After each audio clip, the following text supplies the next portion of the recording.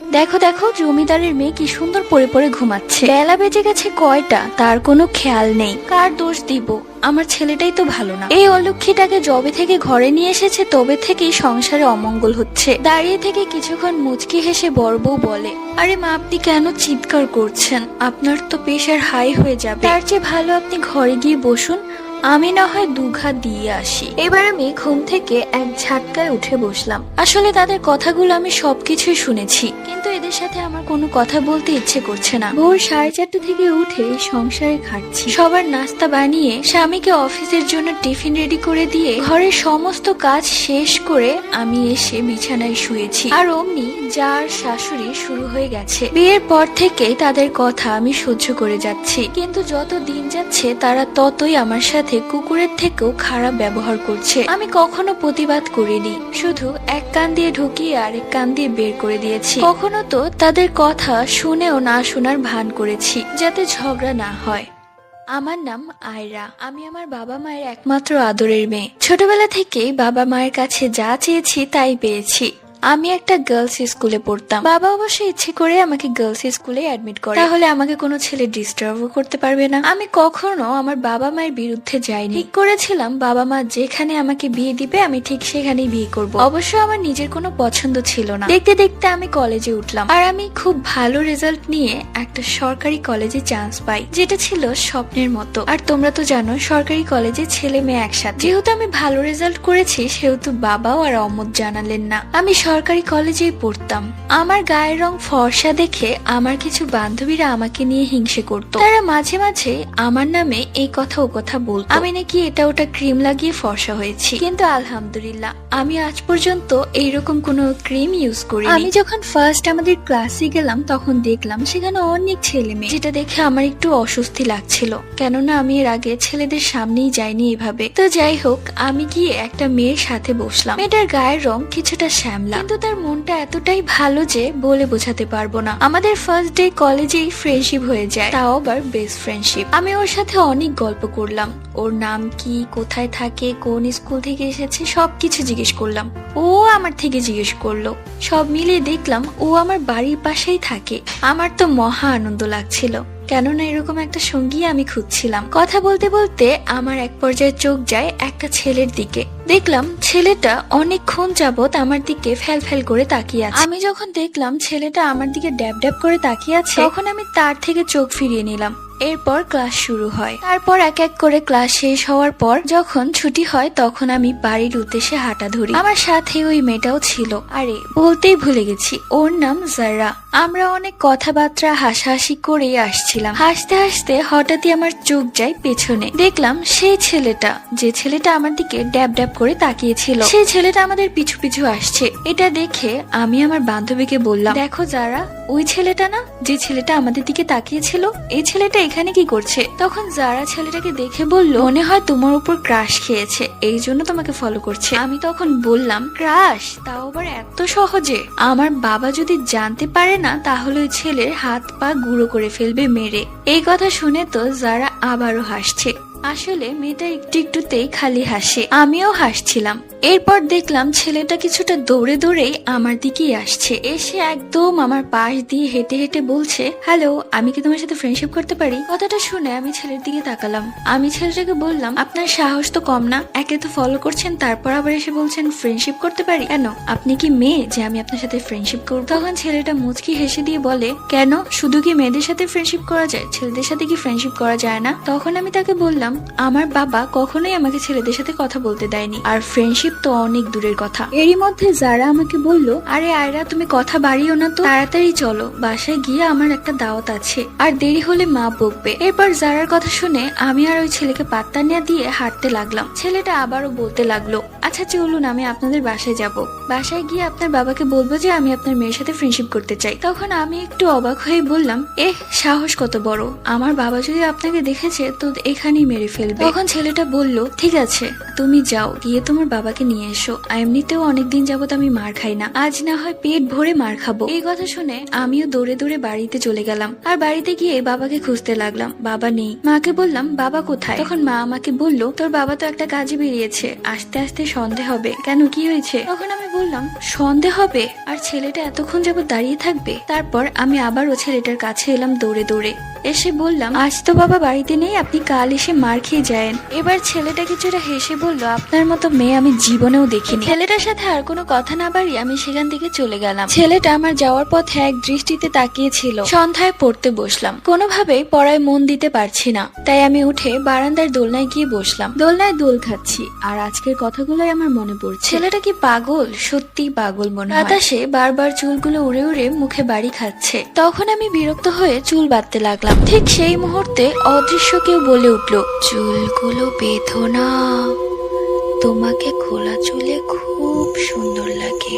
কথাটা শুনেই আমি স্তব্ধ হয়ে গেলাম। কোত্থেকে এলো এই শব্দটা? এপাশ ওপাশ চারিদিকে তাকালাম, কেউ নেই। আমি ভাবলাম হয়তো আমার মনের ভুল। এরপর রাতের খাবার খেয়ে আমি কখন ঘুমিয়ে পড়েছি তা আমার নিজেরও জানা নেই। সকালবেলা ঘুম থেকে ওঠার পর অনুভব করি আমার শরীরে প্রচন্ড ব্যথা। তারপরেও আমি ভেবেছিলাম হয়তো অনেকক্ষণ ঘুমিয়েছি তাই শরীর ব্যথা করছে। এরপর আমি জলদি করে ব্রেকফাস্ট করে বের হয়ে গেলাম কলেজের উদ্দেশ্যে। কলেজে গিয়েই দেখি যারা চলে এসেছে। এরপর আমি ওর কাছে গিয়ে বসলাম। তারপর আমরা অনেকক্ষণ কথা বললাম, হাসাহাসি করলাম। কথা বলতে বলতে ও আমার হাতের দিকে তাকিয়ে বলল, কি রে আয়রা, তোর হাতে এটা কিসের সুতো? আমি ওর কথা শুনে আমার হাতের দিকে তাকালাম, দেখলাম একটা সাদা সুতো বাঁধা। মনে মনে ভাবলাম এই সুতো আসলো কোত্থেকে? আমি তো কোনো সুতো বাঁধিনি হাতে। এরপর দেখলাম সেই ছেলেটা মাথা নিচু করে ক্লাসে ঢুকলো। আজকে আমি ছেলেটাকে কিছু কথা বলবো, কিন্তু দেখলাম ছেলেটা কেমন যেন ভয় ভয়ের চোখে আমার দিকে তাকাচ্ছে। ম্যাম যখন পড়া বোঝাচ্ছিল ঠিক তখনও ছেলেটা আমার দিকেই তাকিয়েছিল। তার চোখে এতটাই ভয় ছিল যে সে মনে হয় আজরাইল দেখে ফেলেছে। এখন তো ছেলেটাকে দেখলে আমার নিজেরই ভয় করছে। আমি আর কাউকে কিছু বললাম না। আজকে আমার কেমন যেন অস্বস্তিকর লাগছে। কলেজ ছুটি হওয়ার পর আমি আর যারা চলে যাচ্ছিলাম। আমি অবশ্য কয়েকবার পেছনে ঘুরে তাকিয়েছি ছেলেটা আমাদের পিছু পিছু আসছে কিনা সেটা দেখার জন্য, কিন্তু ছেলেটাকে একবারও দেখলাম না। এরপর যারা চলে যায় তার বাড়িতে, আর সেইটুকু পথ আমার একা যেতে হবে। তো আমি একা একাই যাচ্ছিলাম। আমি দেখলাম দূর থেকে একজন সাদা জুব্বা পরা ছেলে, কিন্তু তার শরীরের ভার স্থির। মনে হচ্ছে সে ভেসে ভেসে আমার কাছে আসছে। আমার কাছে এসে আমাকে বলল, ভালো আছো আয়রা? তার মুখে আমার নাম শুনে বেশ বিরক্ত লাগলো। এটা আবার কে? আমি তাকে বললাম, কে আপনি? আপনাকে তো আমি চিনতে পারলাম না, আর আপনি আমার নাম জানলেন কি করে? তখন সে আমার দিকে মুচকি হেসে দিয়ে বলল, আমি তোমার অতি আপনজন। আমার বিরক্ত লাগছে তাই আমি আর তার সাথে কোনো কথা বললাম না। বাড়িতে গিয়ে হাত মুখ ধুয়ে ফ্রেশ হওয়ার সময় আমি লক্ষ্য করলাম আমার হাতের সাদা সুতোটা এবার লাল হয়ে গেছে। এটা কেমন যেন একটা সুতো। কলেজে বসে এটা ছেঁড়ার আমি অনেক ট্রাই করেছি কিন্তু পারিনি। সুতোটা কি দিয়ে তৈরি হয়েছে আমি জানি না, কিন্তু অনেক শক্ত। এরপর আমি একটা ধারালো কাঁচি নিয়ে সেই সুতোটাকে কাটার ট্রাই করলাম, কিন্তু এবার আমি ব্যর্থ। এত ধার কাঁচি হয়েও কিছুই করতে পারলো না। এক পর্যায়ে হার মেনে রেখে দিলাম কাঁচিটা। দৌড়ে গেলাম মায়ের কাছে এই সুতো এবং সেই ছেলেটির কথা বলতে, যে ছেলেটিকে একটু আগে আমি দেখেছি। কিন্তু মায়ের কাছে যেতেই আমি সব ভুলে গেলাম। কি বলবো, রাত হয়ে গেছে, আমি ঘুমিয়ে আছি। হঠাৎই অনুভব করলাম আমার পাশে কেউ শুয়ে আছে। আমি 100% শিওর আমার পাশে কেউ শুয়ে আছে। আমি তার অনুপস্থিতি টের পাচ্ছি, কিন্তু সে অদৃশ্য। আমার রুমে আমি একাই থাকি, তাহলে সে কোত্থেকে এলো? আমি নিজের অজান্তেই বলে ফেলি, আপনি কি সেই ছেলেটা আজকে আমি যাকে দেখেছিলাম? অদৃশ্য কেউ বলে উঠলো, হ্যাঁ তুমি ঠিক ধরেছো, আমি সেই ছেলেটি। আমি কিছুটা অবাক হয়ে গেলাম। রুমে কাউকেই দেখছি না, কিন্তু কেউ কথা বলছে। আমি তাকে আবার জিজ্ঞেস করলাম, আচ্ছা আপনি আমার রুমের ভেতর কি করে এলেন? আর আপনাকে আমি দেখতে পাচ্ছি না কেন? সত্যি করে বলেন তো, আপনি কি ভূত? তখন সে হেসে বলে উঠলো, আরে আমি একজন জিন, আমি কোনো ভূত নই। আর ভূত বলতে কিছু হয় না, আমরা জিন জাতি। কিছু কিছু আজাইরা পাবলিক আছে যারা আমাদেরকে ভূত বলে জ্বালিয়ে দেয়, ছোট বাচ্চাদেরকে ভয় দেখায়। অবশ্য তাদেরকে আমরা একা পেলে একদম মজা বুঝিয়ে দিই। তখন আমি তাকে বললাম, ছোটবেলায় যে আমার দাদি আমাকে ভূতের গল্প শুনিয়ে ভয় দেখাতো, আপনি কি আমার দাদিকেও মজা দেখিয়েছিলেন? তখন সে বলল, যে বলো দাদি শাশুড়িকে কি কেউ ভয় দেখায়? তখন আমি বললাম, দাদি শাশুড়ি মানে? তখন সে বলল, তুমি বুঝবে না। আচ্ছা আপনি কি দুনিয়াতে আর কোনো মেয়ে পাননি? আমার পিছাই পড়তে হলো। তখন সে জিনটা বলল, জিন জাতিদের মধ্যে অনেক সুন্দরী মেয়ে আছে, কিন্তু আমার তাদেরকে পছন্দ নয়,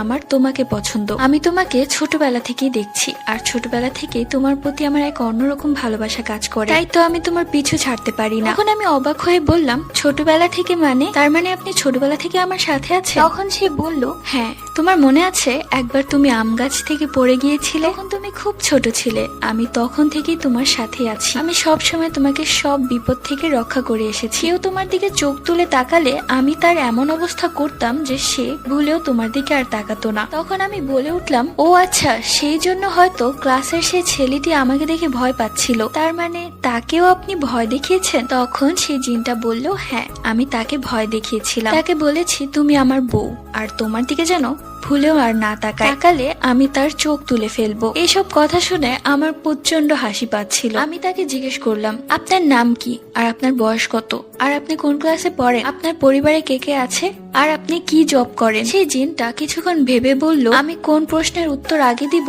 সেটাই ভাবছি। তুমি যেহেতু প্রশ্ন করেছো সেহেতু উত্তর তো দিতেই হবে। আমার নাম সারফরাজ। বলতে পারো আমার কোনো পড়ালেখা নেই, কিন্তু আমি সব পারি। আমার পরিবারে আমার মা, বাবা এবং আমার ছোট্ট বোন আছে। ও বলতেই ভুলে গেছি, আমিও আছি। আর আমি কোনো জবও করি না। এই কথা শুনে আমি বলে উঠলাম, কি আপনি কোনো জব করেন না? তাহলে আমার বাবা আপনার কাছে কখনোই বিয়ে দিবে না। আপনি বরঞ্চ দুবারই এগিয়ে দেখেন কোনো ভালো মেয়ে পান কিনা। তখন সেই জিনটা মন খারাপ করে বলল, বলো, আমার পরিবার সবচেয়ে ধনী। আমি আমার বাবা মায়ের একমাত্র ছেলে। জিনদের বংশের মধ্যে আমাদের বংশ অনেক উচ্চমানের। তখন আমি বললাম, ওইসব তো আমার বাবা দেখবে না। আমার বাবা দেখবে যে ছেলে কি কাজ করে। বিয়ের পর আমাকে খাওয়াতে পারবে তো, আর আমার শখ পূরণ করবে কিভাবে? তখন সেই জিনটা বলল, তোমার যা যা শখ আছে এক্ষুনি বলো, আমি এক্ষুনি পূরণ করে দিই। আমিও ভাবলাম এই সুযোগটা কাজে লাগানো যাক।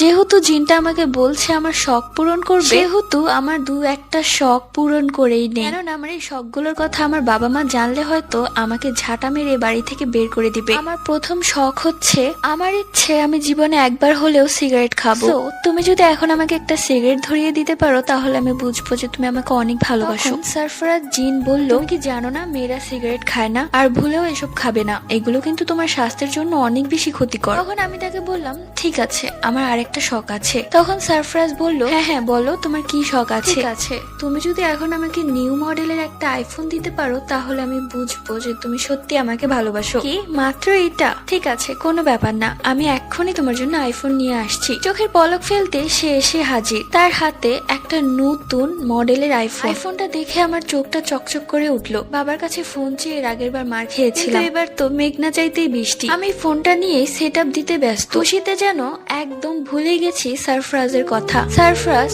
আমার জন্য অনেকক্ষণ দাঁড়িয়ে থেকে এরপর গায়েব হয়ে যায়। আমারও আর ওর কথা মনে নেই। ফোনটা নিয়ে আমি সর্বপ্রথম ফেসবুক অন করলাম। বান্ধবীর থেকে শিখেছিলাম কিভাবে ফেসবুক অন করতে হয়। চট করে একটা ফেসবুক আইডি খুলে ফেললাম, নাম দিলাম আকাশের তারা। সাথে সাথে একটা ছেলে আমাকে ফ্রেন্ড রিকোয়েস্ট পাঠায়। আমি তো কোনো কিছু না ভেবেই সেই ছেলেটাকে অ্যাকসেপ্ট করে ফেলি। সাথে সাথে ছেলেটা আমাকে মেসেজ করে, তোমার নাম কি, তোমার বয়স কত, কোন ক্লাসে পড়ো, পরিবারে কে কে আছে, এইসব কথা। তাকে এক এক করে সব উত্তর দিয়ে যাচ্ছিলাম। আমার বেশ ভালোই লাগছিল ছেলেটার সাথে কথা বলতে। আমি ছেলের প্রোফাইল ঘুরে দেখলাম ছেলেটা আসলেই খুব সুন্দর। সাথে সাথে ছেলেটা আমাকে ফোন দেয়। এরপর তো ছেলেটা আমার কণ্ঠ শুনেই পাগল হয়ে গেছে। তোমার গলার ভয়েসটা এতটাই সুন্দর যে আমার কানে বাজছে। সত্যি বলছি, এত সুন্দর ভয়েস আমি কখনো শুনিনি। আচ্ছা, আমরা কি রিলেশনে যেতে পারি? আমার অবশ্য ভালোই লাগছিল, মজা করছিলাম খুব, তাই আমিও হ্যাঁ বলে ফেলি।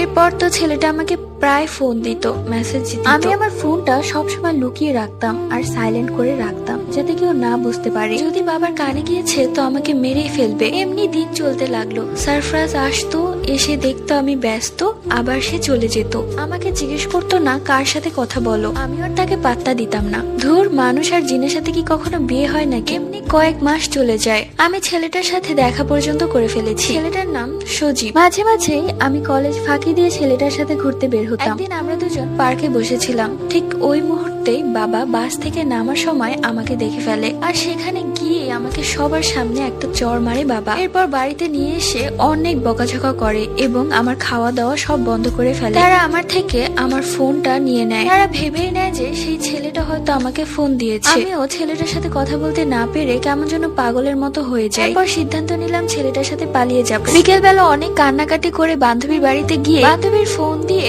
আমার আইডিতে লগ ইন করে আমি সজীবকে বলেছিলাম, আজকে রাতে তুমি আমাদের বাড়ির রাস্তার চায়ের দোকানের সামনে দাঁড়িয়ে থাকবে, ঠিক রাত 11টার দিকে। আমি ব্যাগ গুছিয়ে চলে আসব। সজীব বলল ঠিক আছে, কিন্তু আমি এটা ঠিক করিনি যে কোথায় যাব, কি খাবো, আমি সুখে থাকবো তো। শুধু মনে হয়েছে মানুষটাকে ছাড়া আমি বাঁচবো না। রাত 10টা বেজে গেছে, খাওয়া দাওয়া শেষ, কিন্তু মা আমার রুমে এসে বসে আছে। আমার দিকে তাকিয়ে কিছু একটা ভেবে বলল, জানিস আয়রা, তুই আমার খুব আদরের মেয়ে। আমি তোকে কতটা ভালোবাসি বোঝাতে পারবো না। কেন যেন মনে হচ্ছে আমরা পর হয়ে যাচ্ছি তোর কাছে। আমি মনে মনে ভাবলাম, হায় হায়, আম্মু কি সব জেনে গেছে না? কিন্তু পরক্ষণে জানলাম বাবা সেই দিনের জন্য কষ্ট পেয়েছে, তাই মা বলছে। আমি মাকে বললাম, আরে মা, সত্যি ওর সাথে আমার এখন আর কোনো সম্পর্ক নেই। তুমি আমাকে বিশ্বাস করছো না কেন? আর আমি এটা বুঝতে পেরেছি যে তোমাদের কষ্ট দিয়ে আমি কখনোই সুখে থাকতে পারবো না, তাই আমি সেই ছেলেকে ব্লক করে দিয়েছি। এই কথা বলাতে মা খুব খুশি হয়ে যায় এবং আমার কপালে আলতো করে একটা চুমু দিয়ে বলে, ঘুমিয়ে থাক তুই, কালকে আমি তোর পছন্দের বিরিয়ানি রান্না করব, তুই পেট ভরে খাবি। মনে মনে ভাবলাম, তোমার বিরিয়ানি তুমিই খাও আর বাবাকেও খাইয়ে দিই। আমার এক অন্যরকম খুশি লাগছে। আজকের পর থেকে আমার ভালোবাসার মানুষটি একবারের জন্যই আমার হয়ে যাবে। এরপর মা চলে যায়। আমি কিছুক্ষণ ঘুমের ভান ধরে আবার উঠে ব্যাগ গোছাতে লাগলাম। সজীব আমাকে বারবার বলে দিয়েছে বাড়ি থেকে বের হওয়ার সময় স্বর্ণ গহনা অথবা টাকা নিয়ে আসতে। ওর কাছে আপাতত অত টাকা নেই, তাই বিকেল বেলায় মায়ের আলমারি থেকে আমি মায়ের গহনা চুরি করেছিলাম, বেশ অনেকগুলো গহনা। বাবার পকেট থেকে 5,000 টাকা চুরি করেছি। যাবো যখন সবকিছু নিয়ে যাওয়াই ভালো। আমি যখন ব্যাগ গোছাচ্ছিলাম তখন আমি দেখলাম আমার হাতে থাকা সাদা সুতোটি লাল হয়ে গেছে। আমি অনুভব করলাম সেই জিনটি আমার রুমে এসেছে। এসে কাদো কাদো চোখে আমার দিকে তাকিয়ে আছে, কোনো কথাই বলছে না। আমার বেশ বিরক্ত লাগছিল। আমি তাকে বললাম, শুনুন, আপনি এখন চলে যান, আমার একটা দরকারি কাজ আছে। এক পর্যায়ে সেই জিনটি কান্না করতে করতে বলল, দেখো আয়রা, আমি তোমাকে সত্যি খুব ভালোবাসি, এতটাই ভালোবাসি যে তোমাকে বলে বোঝাতে পারবো। সেই ছোট্টবেলা থেকে আমি তোমাকে ভালোবাসি, আজ পর্যন্ত আমি তোমাকে এতটা আগলে রেখেছি। আমি জানি তুমি সেই ছেলেটির সাথে পালিয়ে যাচ্ছ, তো আল্লাহর দোহাই লাগে তুমি এটা করো না আয়রা। তোমার মা বাবা খুব কষ্ট পাবে, আর সবচেয়ে বেশি কষ্ট পাবো আমি। আমি চাইলেই সেই ছেলেটির ক্ষতি করতে পারি, কিন্তু আমি করব না, কারণ এতে তুমি কষ্ট পাবে। আমি ঘড়িতে তাকিয়ে দেখলাম 11টা বাজতে 5 মিনিট বাকি। এই জিনটার কান্না আমার কাছে খুব বিরক্ত লাগছে। আমি তাকে পাত্তা না দিয়ে ব্যাগ গোছানো শেষ হলে সেই ব্যাগটা নিয়ে আস্তে করে বের হতে লাগলাম। তখন সে পেছন থেকে বলে উঠলো, আয়রা, তুমি যেও না, তুমি সুখে থাকতে পারবে না, তখন তুমি অনেক আফসোস করবে। আমি তোমাকে বলে দিচ্ছি, আমি আর কখনো তোমার সামনে আসবো না, দূর থেকে তোমাকে ভালোবাসবো। যে ছেলেটির সাথে পালিয়ে যাচ্ছ সে মোটেও তোমার উপযোগী নয়, সে তোমাকে ঠকাবে। আমি বেশ বিরক্ত হয়ে বললাম, বলেও আমার আর সজীবের ক্ষতি করার চেষ্টা করবে না। যদি করার চেষ্টা করো তাহলে আমি এক ওঝাকে চিনি, তার কাছে গিয়ে তোমাকে বোতল বন্দি করবো। এরপর জিনটি আর কিছু না বলে চলে যায়। সকাল 10টার দিকে আয়রার মা আয়রার ঘরে এসে দেখে দরজা খোলা, তাই দরজা খুলে আয়রার মা ঘরে ঢুকে দেখে আয়রা কোথাও নেই। ওয়াশরুম চেক করেছে, ওয়াশরুমেও নেই। তাহলে সকালবেলা মেয়েটা কোথায় গেল? আয়রার মায়ের বুকটা কেমন ধরপড় করছে, কালকে থেকেই তার বা চোখটা অনেক বেশি লাফাচ্ছিল। তাহলে কি আয়রা কোনো দুর্ঘটনা ঘটিয়ে ফেলেছে? বাবা মায়ের মান সম্মানের দিকে একবারও তাকায়নি। তখন আয়রার মা কোনো উপায় না পেয়ে আয়রার বাবাকে জানায় এবং কান্নাকাটি শুরু করে দেয়, বলে তুমি যেভাবে পারো আমার মেয়েকে নিয়ে এসো। আয়রার বাবার এমনি হাই প্রেশার, তার মধ্যে মেয়ে যদি কোনো অঘটন ঘটিয়ে ফেলে তাহলে সে মুখ দেখাতে পারবে না কাউকে, এমনও হতে পারে সে হার্ট অ্যাটাক করে মারাই যাবে। আয়রার বাবা মা আয়রাকে অনবরত কল দিয়ে যাচ্ছে, ফোন বন্ধ। তখন আয়রার বাবা আয়রার মাকে ধমক দিয়ে বলে, তোমার কারণে আজকে মেয়ের এই অবস্থা, তুমি যদি ওকে চোখে চোখে রাখতে তাহলে এরকমটা করতে পারতো না। তুমি সারাদিন কি করো ঘরে বসে, মেয়েকে একটু দেখতে পারো না? তখন আয়রার মা খুব কান্নাকাটি করে এবং বলে, আমি আর কিচ্ছুটি চাই না, তুমি আমার মেয়েকে যেভাবেই পারো এনে দাও। আয়রার বাবা একমাত্র মেয়ের কথা ভেবে হলেও অবশেষে না পারতে থানায় যায় এবং সেখানে আয়রার ব্যাপারে সবকিছু বলে আসে। কিন্তু পুলিশ আর সবাই বলে, যেহেতু আপনার মেয়ে একটা ছেলের সাথে সম্পর্কে জড়িয়েছে তাহলে সেই ছেলেটার সাথেই পালিয়েছে, আপনার মেয়ে ভালো না। এসব কথা শুনে আয়রার বাবার ইচ্ছে করছিল মরে যেতে, এত অপমানিত সে কখনোই হয়নি, আয়রার কারণে হতে হচ্ছে। আয়রার বাবা আর কোনো উপায় না পেয়ে বাড়িতে চলে আসে এবং বাড়িতে এসে হাউমাউ করে কাঁদতে থাকে আর আয়রাকে ফোন দিতে থাকে। আয়রার বাবা ছোট থেকে আয়রাকে খুব আদরে বড় করেছে, কিন্তু আয়রা যে কখনো এরকম একটা কাজ করতে পারে সে কখনোই ভাবতে পারেনি। আসলে আয়রা কোথায় আছে তা জানার জন্য আমাদের যেতে হবে ফ্ল্যাশব্যাকে। গতকাল রাত 11টার দিকে আয়রা দৌড়ে দৌড়ে সেই চায়ের দোকানে আসে, এসে দেখে সজীব দাঁড়িয়ে আছে। সজীবকে দেখে আয়রার মনে তো মহা খুশি। সজীব আয়রাকে কোনো কিছু না জিজ্ঞেস করে প্রথমে জিজ্ঞেস করে, আয়রা, স্বর্ণ গহনা টাকা পয়সা এনেছো? তখন আয়রা বলে, হ্যাঁ আমি স্বর্ণ এনেছি কিন্তু টাকা আনতে পারিনি। তখন সজীব বলে, ঠিক আছে, স্বর্ণগুলো আমার কাছে দিয়ে দাও, নয়তো তুমি হারিয়ে ফেলবে। তখন আয়রা নিজের স্বর্ণ গহনাগুলো তার কাছে দিয়ে দেয় এবং তার সাথে যে 5,000 টাকা আছে সেটা আর সজীবকে বলে না, সেটা ও নিজের কাছে লুকিয়ে রাখে। আয়রা বারবার বলতে থাকে, এখন আমরা কোথায় যাবো? তখন সজীব বলে, বলে আমার এক বন্ধুর বাসায় যাব, ওকে আমি বলে এসেছি সব। এরপর সেই বন্ধুটির বাসায় নিয়ে যায় আয়রাকে। বলতে গেলে পুরো বস্তি এলাকা, টিনের একটা ঘর, সেই ঘরের মধ্যে শুধু একটা চৌকি আছে আর কিছু নেই। গিয়ে দেখে সেখানে অলরেডি তার দুই বন্ধু বসে আছে, তাদের গায়ে ছিল সেন্টু গেঞ্জি এবং লুঙ্গি। সজীবের বন্ধু দুটো আয়রাকে দেখে একটা কেমন যেন হাসি দিল, যে হাসিটা আয়রার মোটেও পছন্দ হয়নি। তুমি যাও ঘরে গিয়ে বসো আর তোমার ফোনটা আমাকে দাও, বন্ধ করে রাখতে হবে, হয়তো তোমার বাবা মা পুলিশে যাবে। দু বন্ধুকে বাহিরে নিয়ে কি যেন একটা বললো, সেটা আর আয়রা শুনতে পায় না। শোনো তুমি ঘরে থাকো, আমি এই গহনাগুলো বিক্রি করতে যাচ্ছি, আমার বন্ধুরা আছে, কোনো দরকার লাগলে ওদের। সজীব গেল স্বর্ণ বিক্রি করতে আর রেখে গেল তার দুই বন্ধুকে আয়রার কাছে। আয়রা তার বন্ধুদেরকে চেনে না, তাদের চেহারাটা কেমন যেন অদ্ভুত টাইপের। আয়রাকে দেখলে মুচকি হাসে। আয়রা মনে মনে ভয় পেতে থাকে আর সজীবকে বলতে থাকে, সজীব তুমি তাড়াতাড়ি চলে এসো, এই ছেলেটার কোনো আক্কেল জ্ঞান নেই, দুইটা বন্ধুকে আমার কাছে রেখে গেছে, তারা যদি আমার সাথে খারাপ কিছু করার চেষ্টা করে। ভাবতে ভাবতে ওই পাশ থেকে দরজা খুলে তার দুই বন্ধু রুমের ভেতর চলে আসে। এটা দেখে আয়রা খুব ভয় পেতে থাকে। সজীবের দুই বন্ধু একটা শয়তানি হাসি দিয়ে আয়রার দিকে তাকিয়ে বলল, কি ব্যাপার ভাবি, ভয় লাগছে নাকি? আমাদেরকে ভয় পান নাকি? বাইরে খুব ভয় করছে আমাদের, তাই ভাবলাম আপনি যেহেতু একা আছেন তাই আপনার সাথে একটু গল্প করা যায়। অমনি আরেক বন্ধু বলেই উঠলো, সজীবের কপাল খুব ভালো, আপনার মতো এত সুন্দর মেয়েকে পেয়েছে। তখন এই বন্ধু চিমটি কেটে বলল, চুপ কর, সবকে এখনই বলে ফেলবি নাকি? একটু সবুর কর, সবুরের ফল মিষ্টি হয়। এই কথা শুনে তো আয়রা আরো বেশি ভয় পাচ্ছে। আস্তে আস্তে তাদের কথায় আয়রা বুঝতে পারলো তার দুই বন্ধু নিয়ত খারাপ। তারা আয়রার সাথে ইনিয়ে বিনিয়ে কথা বলতে বলতে কেমন যেন কথা বলছে। অন্যদিকে আয়রা শুধু দোয়া করছে সজীব যেন তাড়াতাড়ি ফেরে। দুই বন্ধু কথা বলতে বলতে আয়রার একদম কাছে চলে আসে এবং আয়রার গায়ে হাত দিতে শুরু করে। আয়রা কান্নাকাটি করতে করতে বলে, ভাইয়া আপনারা কি করছেন? আমি আপনার বন্ধুর বউ। তখন তার বন্ধুরা বলে, কিসের বউ? সজীব চলে গেছে, ও আর আসবে না, তোমাকে আমাদের কাছে রেখে গেছে, এখন আমাদের যা ইচ্ছা আমরা করতে পারবো। অমনি দরজায় লাথি দেওয়ার শব্দ। তখন তার বন্ধুরা চমকে উঠে, কে দরজায় লাথি দিচ্ছে, কার এত বড় সাহস? তার দুই বন্ধু গিয়ে দরজা খুলে দেখে সজীব দাঁড়িয়ে আছে। তখন সজীবের বন্ধুরা বলে, কি রে শালা, তুই না চলে গেলি, তাহলে আবার কেন আসলি? সজীব কোনো কথা না বলে জোরে দুইটাকে থাপ্পড় মারে। অমনি তার দুই বন্ধু অজ্ঞান হয়ে পড়ে যায়, যেটা দেখে আয়রা অনেক বেশি ভয় পেয়ে যায়। আয়রা কাঁদতে কাঁদতে বলে, তুমি যদি এখন না আসতে তাহলে আমার কি হতো? কিন্তু সজীব কিছুই বলে না। আয়রা সজীবকে জড়িয়ে ধরতে চায়, কিন্তু সজীব তাতেও সায় দেয় না। দূরে দাঁড়িয়ে সজীব বলে, তুমি এক্ষুনি রেলওয়ে স্টেশন চলে যাও। এই বলে সজীব কোথায় যেন চলে যায়। আয়রা ভাবতে থাকে, রেলওয়ে স্টেশন কেন যাব আর সজীব কোথায় চলে গেল? ওইদিকে সজীবের দুই বন্ধু অজ্ঞান হয়ে পড়ে আছে, কখন আবার জ্ঞান ফিরে আয়রার উপর অ্যাটাক করবে। এই ভয়ে আয়রা সেখান থেকে দ্রুত পালিয়ে রেলওয়ে স্টেশন চলে আসে। আয়রা রেলওয়ে স্টেশন গিয়ে দেখে সজীব মাত্রই ট্রেনে উঠবে। ওই মুহূর্তে আয়রা গিয়ে সজীবের হাত ধরে ফেলে এবং সেও তার সাথে ট্রেনে উঠে যায়। আয়রাকে এখানে দেখে সজীব বেশ অবাক হয় এবং বলে, কি ব্যাপার, তুমি কিভাবে জানলে আমি এখানে আছি? আয়রা কোনো কিছু না বলে জড়িয়ে ধরে সজীবকে আর কাঁদতে থাকে। সজীব বুঝতে পারে না আয়রা এদিকে কি করে এলো, আর সজীব তো স্বর্ণ গহনা নিয়ে পালিয়ে যাচ্ছিল। আয়রা এসে আরো একটা ঝামেলা বাড়িয়ে দিল। আজকে তুমি আমাকে বাঁচাতে না আসলে আমার যে কি অবস্থা হতো, তুমি কেন ওদের কাছে আমাকে রেখে গেলে? আর একটু আগে কোথায় গায়েব হয়ে গিয়েছিলে? সজীব কিছুই বুঝতে পারে না আয়রা এসব কি কথা বলছে। সজীব মনে মনে ভাবতে থাকে, আয়রা হয়তো ওর বন্ধুদের থেকে পালিয়ে এসেছে। শালারা একটা কাজেরও না, একটা কাজ দিলাম তাও পারলো না। সজীব ভাবতে থাকে এই মুসিবতকে কিভাবে ঘাট থেকে নামানো যায়। এখন আয়রা তার জন্য মুসিবত। সজীবকে অনেক কথাই বলতে থাকে, আমরা এখন কোথায় যাব, আর তুমি আমাকে বিয়ে করবে কবে? চলো আমরা এখনই বিয়ে করে ফেলি। এইসব কথা শুনে সজীবের বেশ বিরক্ত লাগছে। এত কষ্ট করে এর হাত থেকে ছাড়া পেয়েছিলাম, কিন্তু এই পাগলটা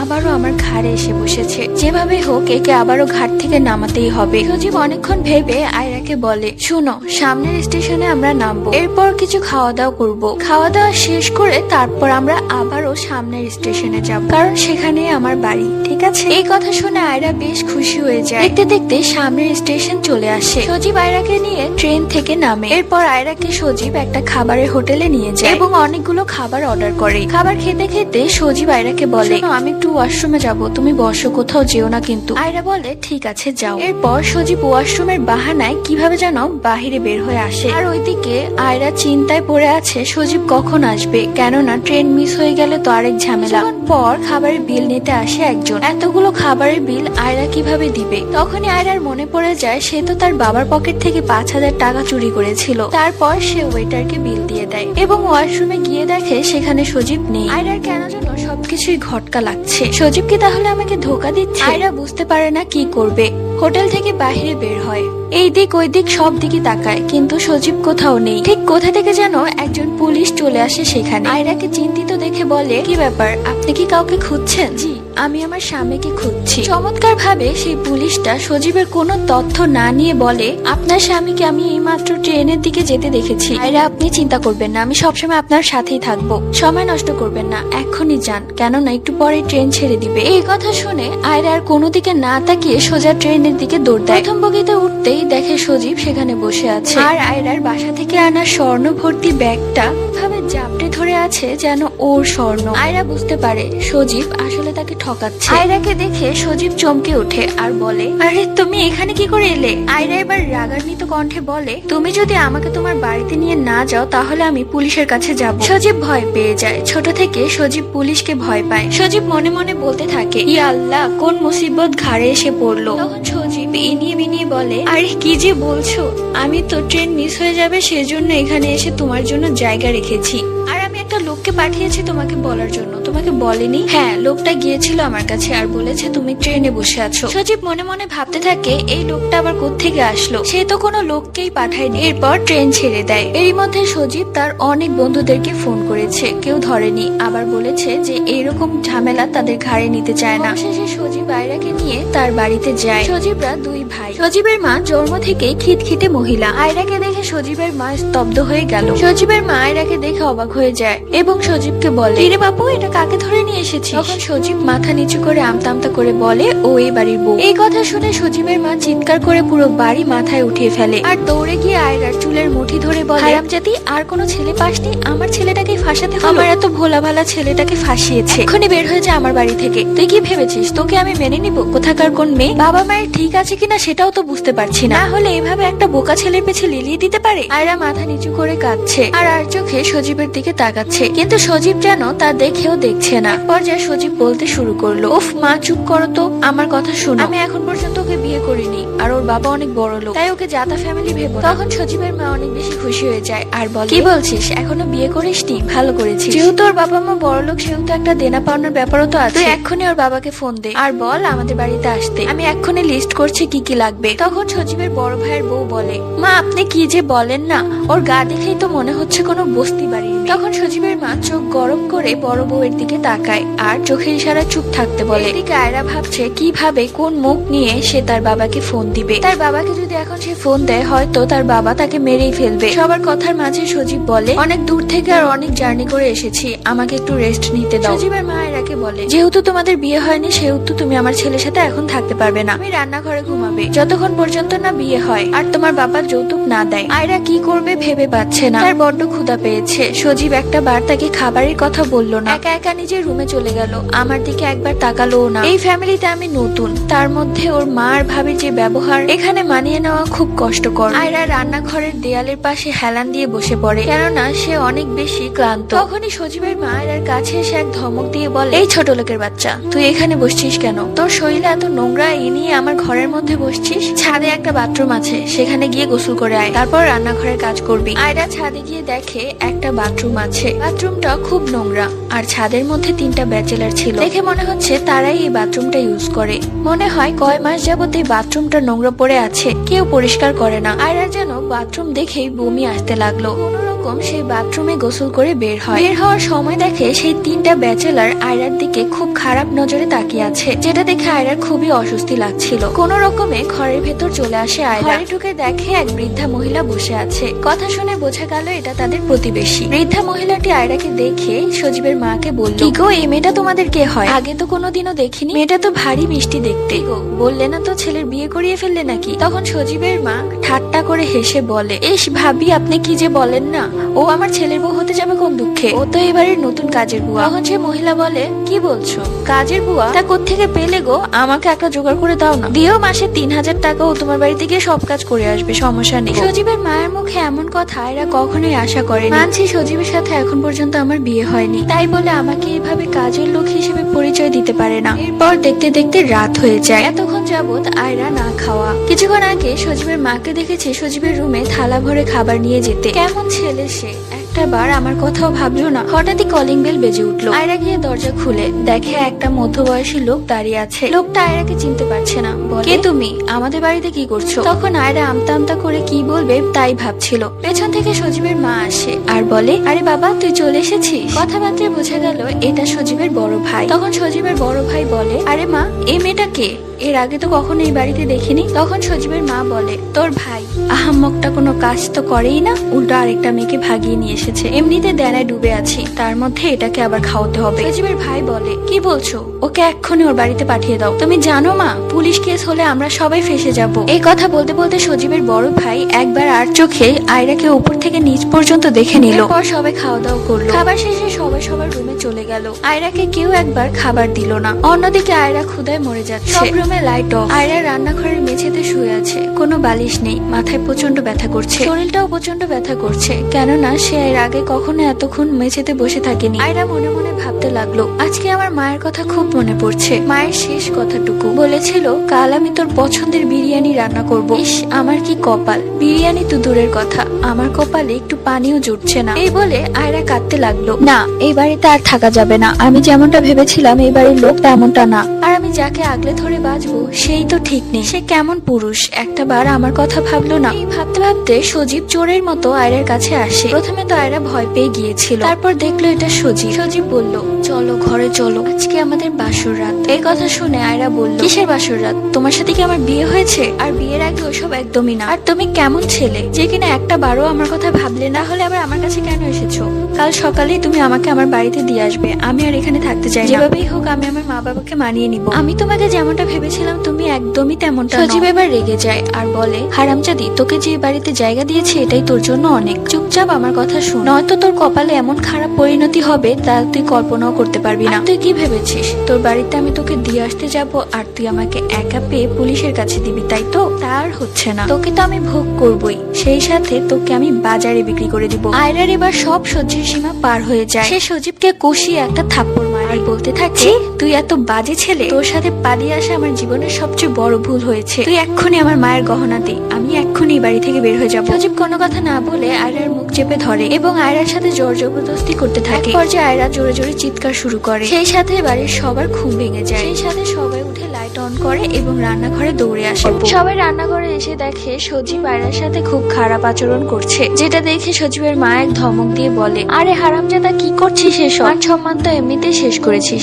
এখন চিৎকার চেঁচামেচি করে আরো মান সম্মান শেষ করবি আমার? তোকে আমি বাড়ি থেকে বের করে দিব যদি আর একবার ওই মেয়ের সামনে তোকে দেখেছি। সজীবের বড় ভাই একবার আয়রার দিকে চোখ বলিয়ে নিল। আয়রার বুকে ওড়না। সজীবের বড় ভাই যে আয়রার দিকে তাকিয়েছে সেটা বুঝতে পেরে আয়রা জলদি করে তার পাশে থাকা ওড়নাটি ভালোভাবে ঢেকে নিল। তখন আয়রা কাঁদতে কাঁদতে সবাইকে বলল, আমি আর এদিকে থাকতে চাই না, আমাকে মাফ করে দিন। আমি আপনাদের মান সম্মান শেষ করেছি, দয়া করে আমাকে আমার বাড়িতে পাঠিয়ে দিন। আর আপনার ছেলে আমার মায়ের যে গহনাগুলো এনেছে সেই গহনাগুলো আমাকে ফিরিয়ে দিতে বলুন। গহনার কথা শুনে সজীবের মা চোখ বড় বড় করে সজীবের দিকে তাকিয়ে বলে, গহনা? কিসের গহনা? গহনা এনেছিল ওই মেয়েটা?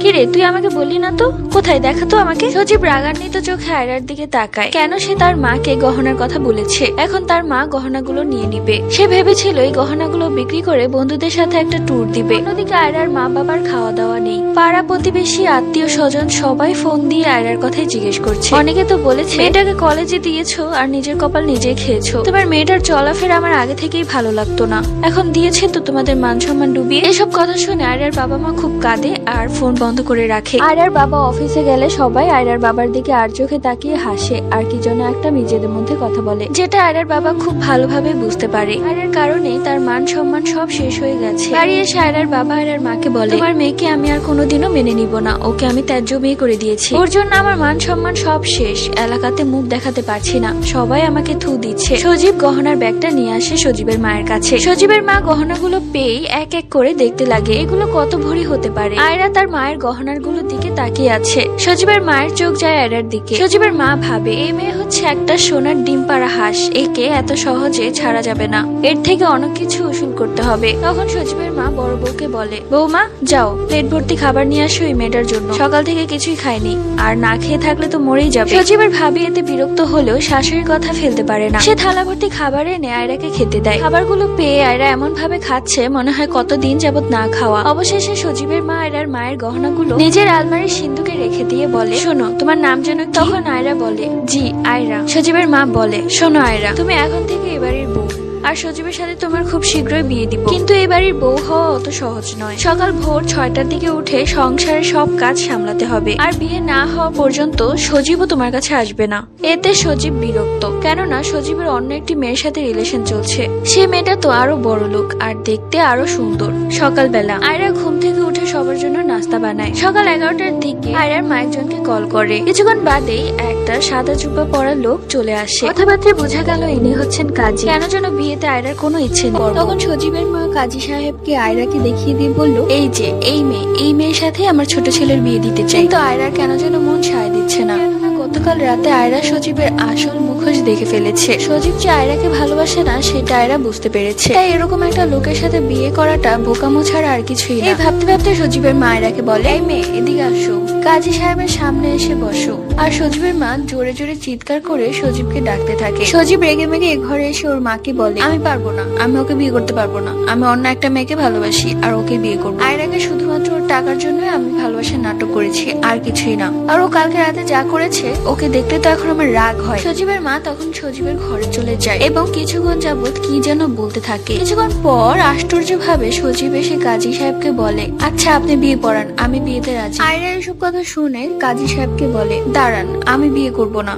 আপনি ওনাদেরকে বলুন আমার বাড়িতে দিয়ে আসতে। ওনার ছোট ছেলে আমাকে জোর করে নিয়ে এসেছে, আমি বিয়েতে রাজি না। আর আমার মায়ের গহনাগুলো দিতে বলুন। আয়রার মুখে এসব কথা শুনে কাজী সাহেব বলতে থাকে, এই মেয়ে তো বিয়েতে রাজি না, আপনারা তো ওকে জোর করে বিয়ে দিচ্ছেন, আর এটা আইনি ভাবে অনেক বড় একটা অপরাধ। না বাবা, আমি এত ঝামেলার মধ্যে পড়তে চাই না, আপনারা বরং অন্য একটা কাজীকে এনে বিয়ে পড়ান। এরপর সে কাজী চলে যায়। অন্যদিকে সজীবের মায়ের রাগে শরীর ফেটে যাচ্ছে। সে আয়রার কাছে এসে আয়রাকে ঠাস ঠাস 2টা লাথি মেরে বলল, হারামজাদি, তুই মিথ্যা কথা বললি কেন? আমার ছেলে তোকে ফাঁসিয়েছে নাকি তুই আমার ছেলেকে ফাঁসিয়েছিস? আয়রা কাঁদতে থাকে হাউমাউ করে। বারবার বলে দিচ্ছি মেয়ে, এখান থেকে যাওয়ার যদি একবারও চেষ্টা করেছিস না, একদম মেরে নদীতে ফেলে দিব। আর তোর মা বাবা তো দূরের কথা, কাক পক্ষেও তোর লাশ খুঁজে পাবে না। কথা শুনে আয়রা প্রচন্ড ভয় পেয়ে যায়। এরপর সজীবের মা আরো একটি কাজীকে ডাক, তার হাতে 2000 টাকা গুঁজে দিয়ে বলে, যেভাবেই হোক তাড়াতাড়ি বিয়েটা শেষ করে। এরপর কাজী বিয়ে পড়ানো শুরু করে। না চাওয়া সত্ত্বেও আয়রাকে বিয়েতে কবুল বলতে হয়, নয়তো ওর মা খুব মারছিল। আয়রা কাঁদতে কাঁদতে নিজের মনকে বলতে থাকে, আয়রা এই তুই কি করলি? তোর জীবনের সবচেয়ে বড় ভুলটা তুই করেছিস আজকে। প্রথমে তুই তোর বাবা মাকে কষ্ট দিয়েছিস, এরপর তুই নিজের জীবনটা শেষ করে দিয়েছিস। রাত হয়ে যায়। সজীবের ভাবি আয়রাকে জোর করে নিয়ে সজীবের ঘরে বিছানার উপর বসিয়ে দিয়ে আসে। আয়রা প্রচন্ড কান্না করছিল। তখন সজীবের বড় ভাইয়ের বউ বলে, পালিয়ে আসার সময় এত কান্না ছিল না? এখন বিয়ে হয়েছে, এখন তো খুশিতে টকবক করার কথা, এখন কান্না করছিস? তুই এ বাড়িতে এসে সবচেয়ে বড় ভুল করেছিস, এখন দেখবি আস্তে আস্তে তোর সাথে কি হয়। এই বলে তিনি চলে গেলেন। এইসব কথা শুনে আয়রার বুকটা ফেটে যাচ্ছে। সজীব ঘরে এসে লাইট অফ করে আয়রার সাথে খুব জোর জবরদস্তি করে। আয়রা খুব কান্না করে চিৎকার করে করে, কিন্তু কেউ তা শুনছিল না। সকাল ভোর 6টার দিকে আয়রার ঘরে টোকা। শরীরে প্রচন্ড ব্যথা নিয়ে আয়রা গিয়ে দরজা খুলে। রাত ভর ঘুমায়নি, চোখটা ফুলে গেছে কাঁদতে কাঁদতে। দরজা খুলে দেখে সজীবের ভাবি দাঁড়িয়ে আছে আর বলছে, কি গো মহারানী, এত বেলা করে ঘুমালে কি হবে? সংসারে সব কাজ পড়ে আছে, এসব তুই না করলে কে করবে? তাড়াতাড়ি গোসল করে রান্নাঘরে যায়। আয়রা রান্নাঘরে গিয়ে দেখে তার শাশুড়ি দাঁড়িয়ে আছে, সাথে দাঁড়িয়ে আছে সজীবের বড় ভাইয়ের বউ। আয়রাকে দেখে সজীবের ভাবি বলে, আরে মা বলবেন না, গেট পেটাতে পেটাতে আমার হাতটা ব্যথা হয়ে গেছে। এই মহারানী তো ঘুম থেকে ওঠার নামই নিচ্ছে না। শেষমেশ যখন গেট খুললো তখন আমি বললাম যে তুমি তাড়াতাড়ি চলে আসো রান্নাঘরে। তখন সে আমার মুখের উপর কি বলেছে জানেন মা? তখন সজীবের মা বলে, কি বলেছে?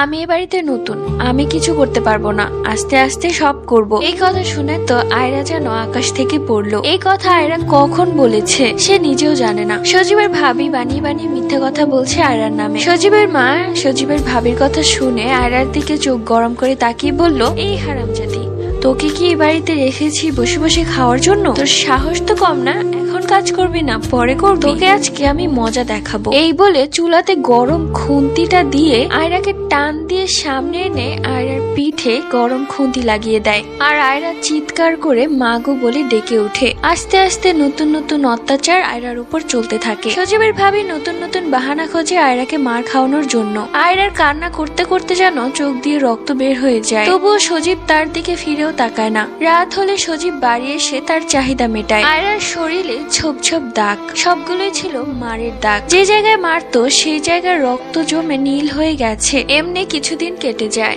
আয়রার সাথে তারা কুকুরের থেকেও খারাপ ব্যবহার করত। মাঝে মাঝে তো সজীব তার চাহিদা মেটাতে না পারলে আয়রাকে তার রুম থেকে বের করে বলতো, যা রান্নাঘরে গিয়ে ঘুমা, ওইটাই তোর জায়গা। এরপর গেট লাগিয়ে নিজে ঘরে ঘুমাতো। একটা সময় আয়রা খুব কাঁদতো, কিন্তু এখন যেন আয়রা কাঁদতে ভুলে গেছে। তাদের সবার মারধর যেন আয়রার এখন অভ্যেসে পরিণত হয়েছে। তাই তারা যদি আয়রার গায়ে হাত তুলে তাও আয়রা টু শব্দও করে না। আয়রাকে অনেকভাবে মারধর করে, বলে যে তোর বাবাকে ফোন দিয়ে টাকা চা। কিন্তু আয়রা মায়ের খেতে রাজি, কিন্তু টাকা দিতে রাজি নয়। সে তার বাবাকে ফোন দিবে না। আর ফোন দিবেই বা কোন মুখে? আজকে তার নিজের জন্য সে সবাইকে হারিয়েছে, তাদের মান সম্মানটাও হারিয়েছে। আর আজকে নিজের জীবনের এই দশা সে নিজের জন্যই করেছে। সজীবের ভাবি যেন একটা কাজও করে না, সব কাজ আয়রাকে দিয়ে করায়। এমনকি তার পা টিপায় পর্যন্ত আয়রাকে দিয়ে। যখন সজীব রুম থেকে বের করে দিত আয়রাকে, তখন আয়রার কোথাও যাওয়ার থাকতো না। সে চুপটি করে রান্নাঘরের মেঝেতে শুয়ে থাকতো। আর তখন হামলা করত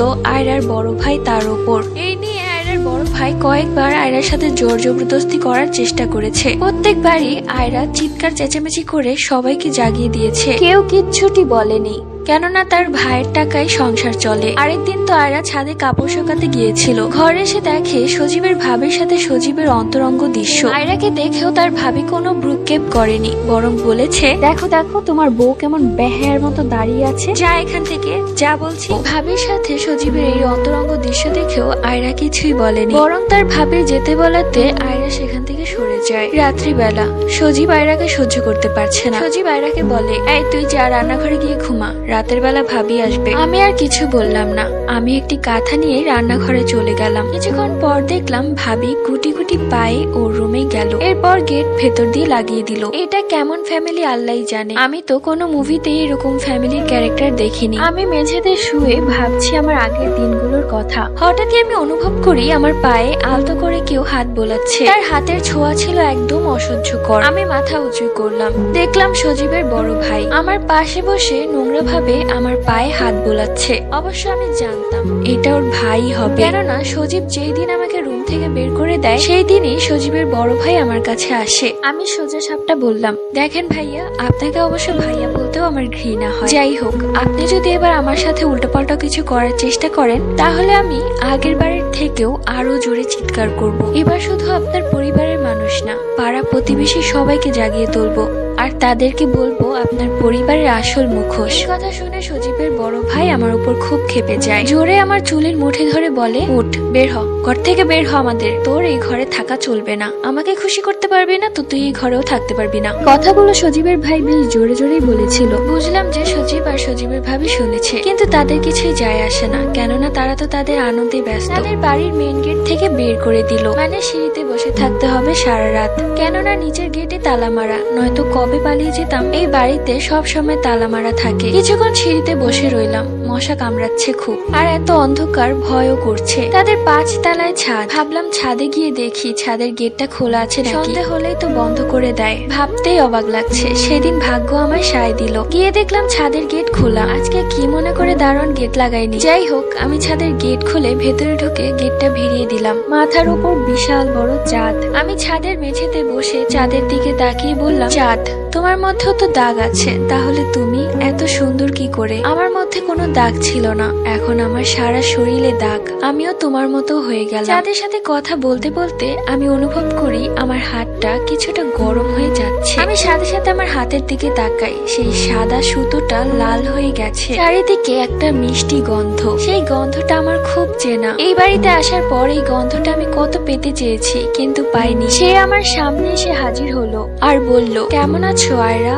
তার মুখে আমার নাম শুনে ভেতরটা কেমন যেন ধক করে উঠল। কতদিন পর আমি তার মুখে আমার নামটি শুনতে পেয়েছি, কতদিন পর আমি তার গলার সুর শুনতে পেয়েছি, কতদিন পর তার উপস্থিতি পেলাম। কেন যেন আজ আমার মনে হলো সে হচ্ছে আমার সবচেয়ে আপনজন। আয়রার চোখে পানি দেখে ফারিজদ্দিন বলে, তুমি কাঁদছো কেন আয়রা? তুমি তো এটাই চেয়েছিলে যেন আমি তোমার জীবন থেকে সরে যাই, কিন্তু আমি নিজেকে অনেক বোঝানোর চেষ্টা করেছি আমি তোমার জীবন থেকে সরে যেতে পারিনি, কারণ আমি তোমাকে সত্যি খুব ভালোবাসি। সেই দিন সজীবের রূপ ধরে ওর বন্ধুর বাড়িতে আমিই এসেছিলাম, এমনকি সেই পুলিশ অফিসারের রূপ ধরে আমিই এসেছিলাম তোমার কাছে, কিন্তু তোমার সাথে ওরা ঘরে যে অত্যাচারগুলো করেছে সেগুলো আমি সহ্য করেছি, কেননা ওদের ঘরে এমন একটা জিনিস আছে যার জন্য আমি সেই ঘরে ঢুকতে পারছি না। তখন আয়রা বলে, কি এমন জিনিস আছে আমাকে বলো, আমি এক্ষুনি সেটা ফেলে দিব। আমি চাই তুমি আমার সাথে সবসময় থাকো আর এই জাহান্নাম থেকে আমাকে মুক্তি করো। ওদের ঘরে এমন একটা তাবিজ আছে যেটা হচ্ছে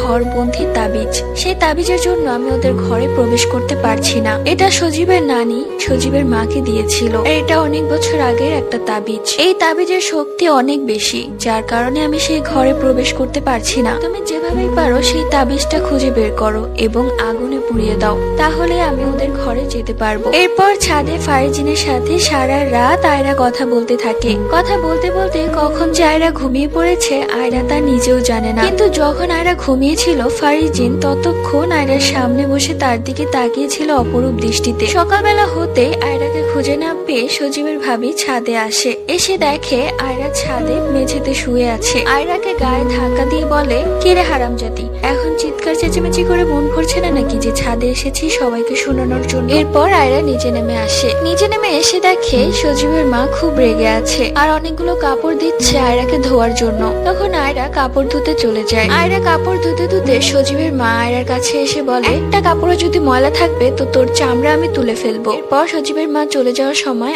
আয়রা ইনিয়ে বিনিয়ে বলতে থাকে, আম্মা এই বাড়িতে মনে হয় জিন আছে, কালকে রাতে আমি এই ঘরে জিন দেখেছি। তখন সজীবের মা বলে, জিন জীবনেও আসতে পারবে না। কি বলছেন আম্মা, কালকে তো আমি জিন দেখেছি। তুই ভুল দেখেছিস, এই বাড়িতে কোনোদিনও জিন আসতে পারবে না, কেননা এই বাড়িতে জিনবন্দির তাবিজ আছে। তখন আয়রা মিলিয়ে দেখলো ফারিজিনের কথাই সত্যি। তখন আয়রা আবার বলতে শুরু করলো, তাবিজ দিয়ে কি হবে আম্মা? এরপর সজীবের মা বলল, দাঁড়া তোকে দেখাচ্ছি আমি। এরপর সজীবের মা তার বিছানার তোষকের নিচ থেকে একটি তাবিজ বের করে আয়রার কাছে নিয়ে আসতে লাগলো, অথচ আয়রা তার পিছু পিছু গিয়ে দেখে ফেলেছে সে তাবিজটা কোথায় রেখেছিল। আয়রা আবারও কাপড় ধুতে লেগে যায় এবং সে এমন ভাব ধরে কিছুই দেখে। সজীবের মা আয়রার কাছে সে তাবিজটি দেখিয়ে দিয়ে বলে, দেখ এটা আমার মা আমাকে দিয়েছিল আর বলেছিল এই তাবিজ থাকলে কোনো জিন এ ঘরে প্রবেশ করতে পারবে না, তাই ওসব বানিয়ে বানিয়ে ভুলভাল জিনের কথা আমাকে বলবি না। সজীবের মায়ের কথা শুনে বোঝা গেল সে জিন ভূত অনেক বেশি ভয় পায়। আয়রা মনে মনে খুব খুশি। সে মনে মনে বলতে লাগলো,